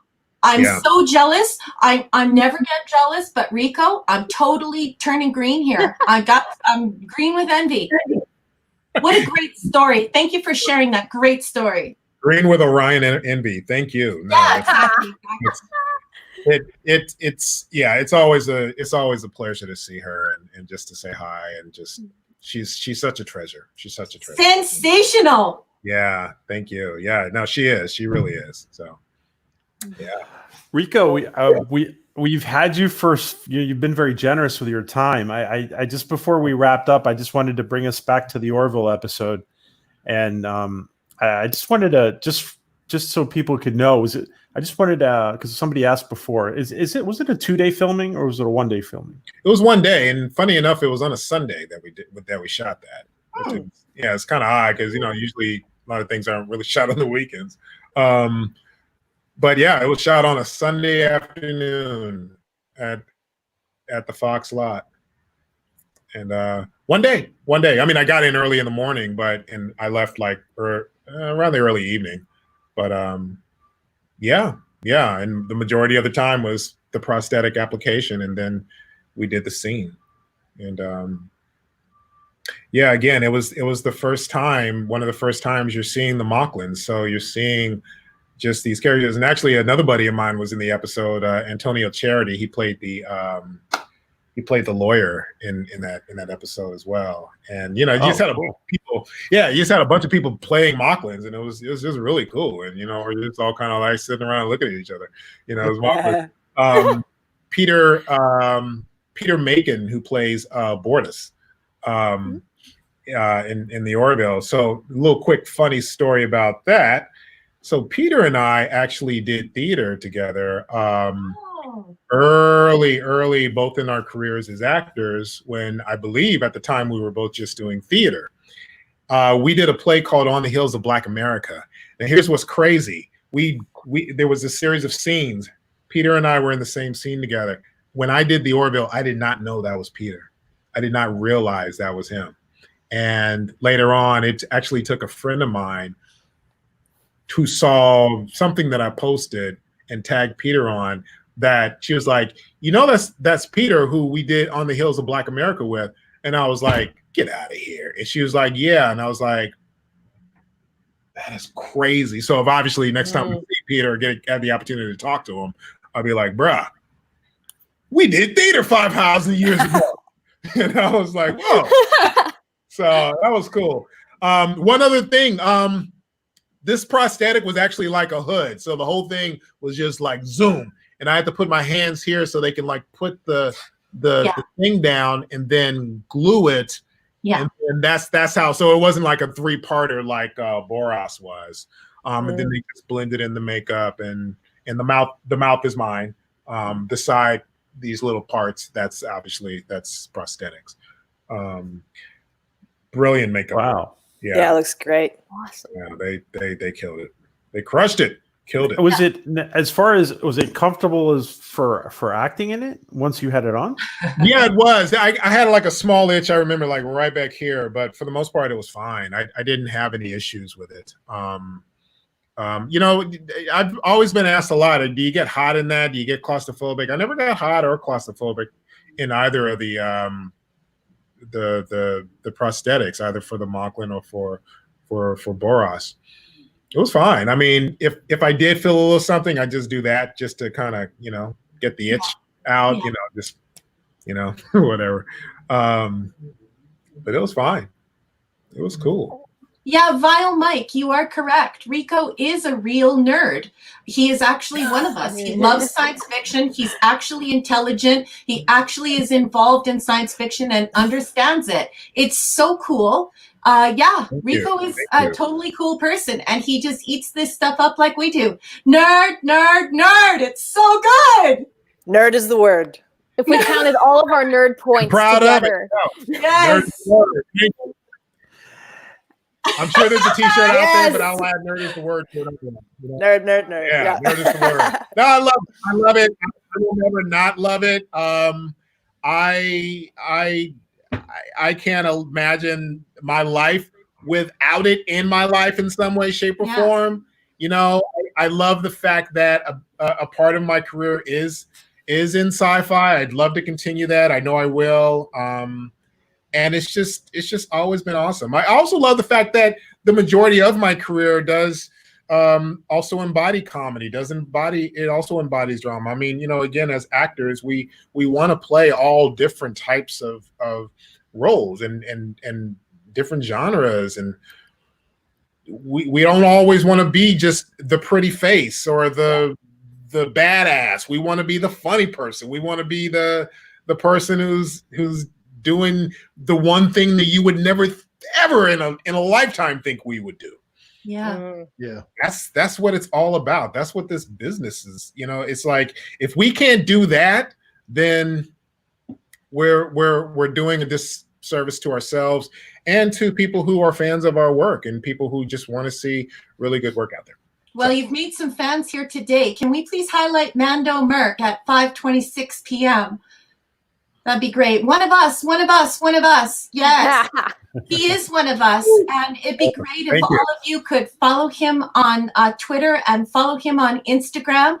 And this is a really accomplished actor. And I hope if the Orville is listening that they know that we want him to be a reoccurring character. You have won over the fans. And then today you just reinforced our appreciation for you. Doc Mock, Rico. Thank you. Thank you so much for having me, guys. You. I Simone. Let me just say, I could totally see. Do you do that when people come to the house? You just like, welcome. I'm like, welcome. Yeah, it's like Willy Wonka, right? Right. Welcome to my abode. Then she makes them do a downward dog pose. Right. Time for you to relax. Downward dog. Right. No. Let me just say that the Orville at some point is going to have to explore all that guilt that the Mocklin doctor has for all those procedures that he's done. Gotta explore that. I hope that, I mean, they've already done follow-up episodes dealing with this and dealing with the story arc. I mean, they can still always do more, and I hope that they do. And you know, the great thing about being in prosthetics, you can always come back as another character as well. So, if by chance the Mocklin Doctor story is done, I definitely would love to come back as something or someone else. They probably have you as a crew. Come back as a crew. Yeah, exactly. Yeah, that would be really cool too. Yeah.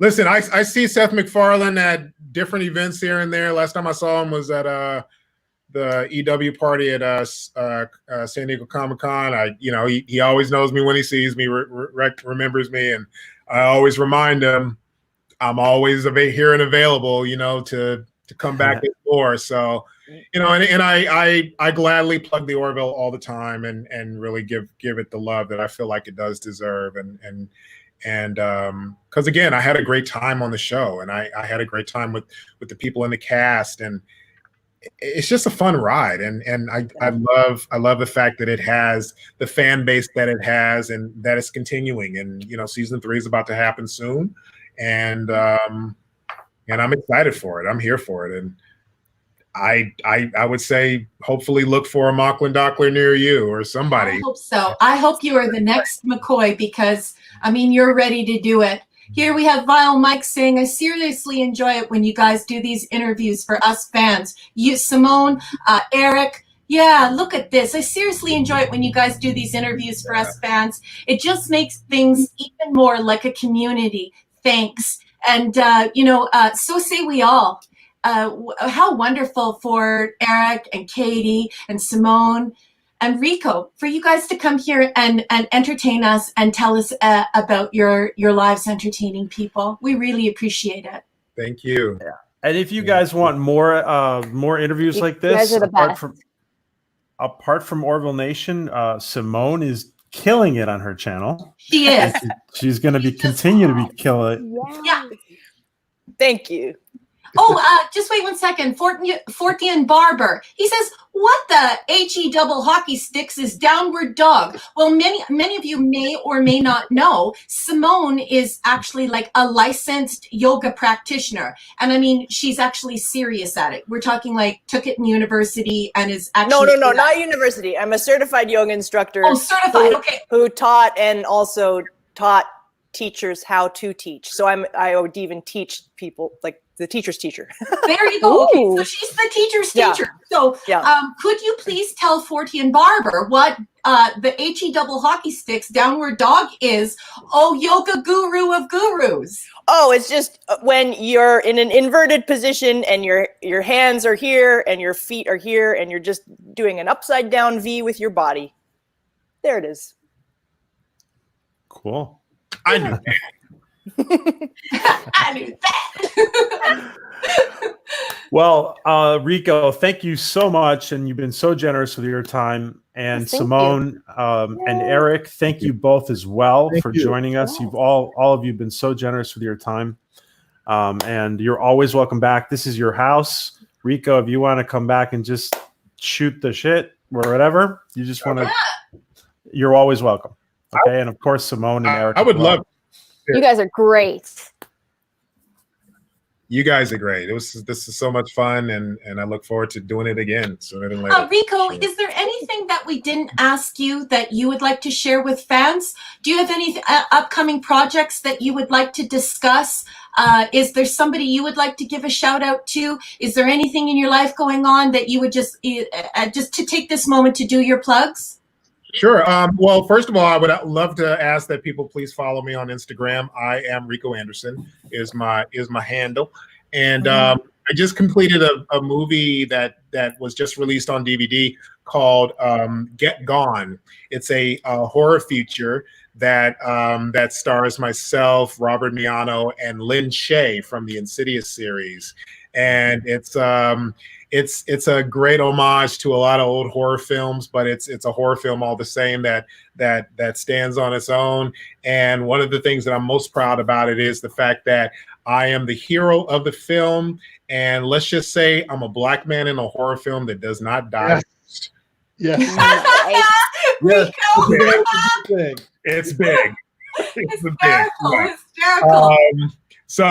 But I'm also the hero of the film, and it's got a great cast, and it was a lot of fun. We shot it up in Oregon. We shot it up in Cascade Locks, Oregon. So that's happening. So as we're all quarantined, if you have Amazon Prime, I believe you can. You can check it out on Amazon Prime. It's on iTunes as well. I would be on the season finale of SWAT. But the season finale was never shot because they shut down production. Oh, wow. Yeah. So I'm hoping that once this is over, they re-up and it happens. So I will say, and throwing it out there to the universe, eventually the season finale of SWAT is going to happen. And if it does, when it does, check me out on that. Besides that, I'm like most actors, I always have irons in the fire, and there's always stuff happening. And a lot of my latest and greatest, if you want to call it that, can be found when I'm posting stuff on Instagram. So check it out. And there you go. Wicked. Yeah. And Katie, what's going on with you, baby? Why don't you tell us what's happening in your world? What projects are you working on right now? well, if any of the viewers have seen tonight, I do have a little temporary tattoo on that kind of gives away my Phantom Forecast that I'm releasing tomorrow.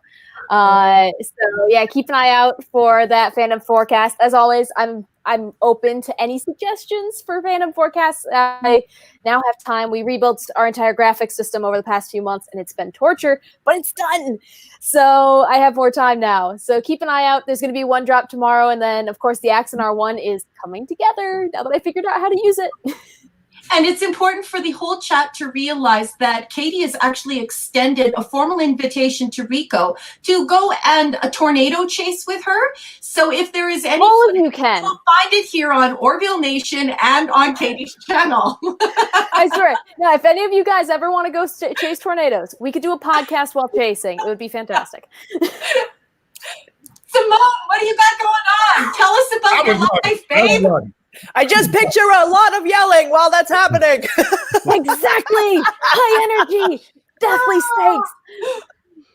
Well, right next to us. What? What?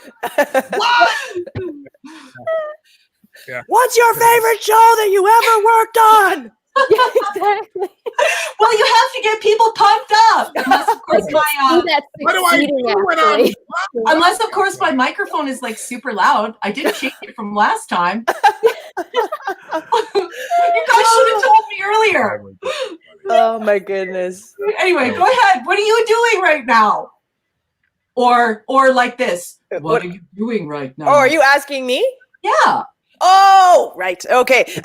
Well, as I mentioned, I have 2 conventions coming up. I've got one in Vancouver called GateCon, and that's in October. I've got another one in England called Not Just Another Sci-Fi Con.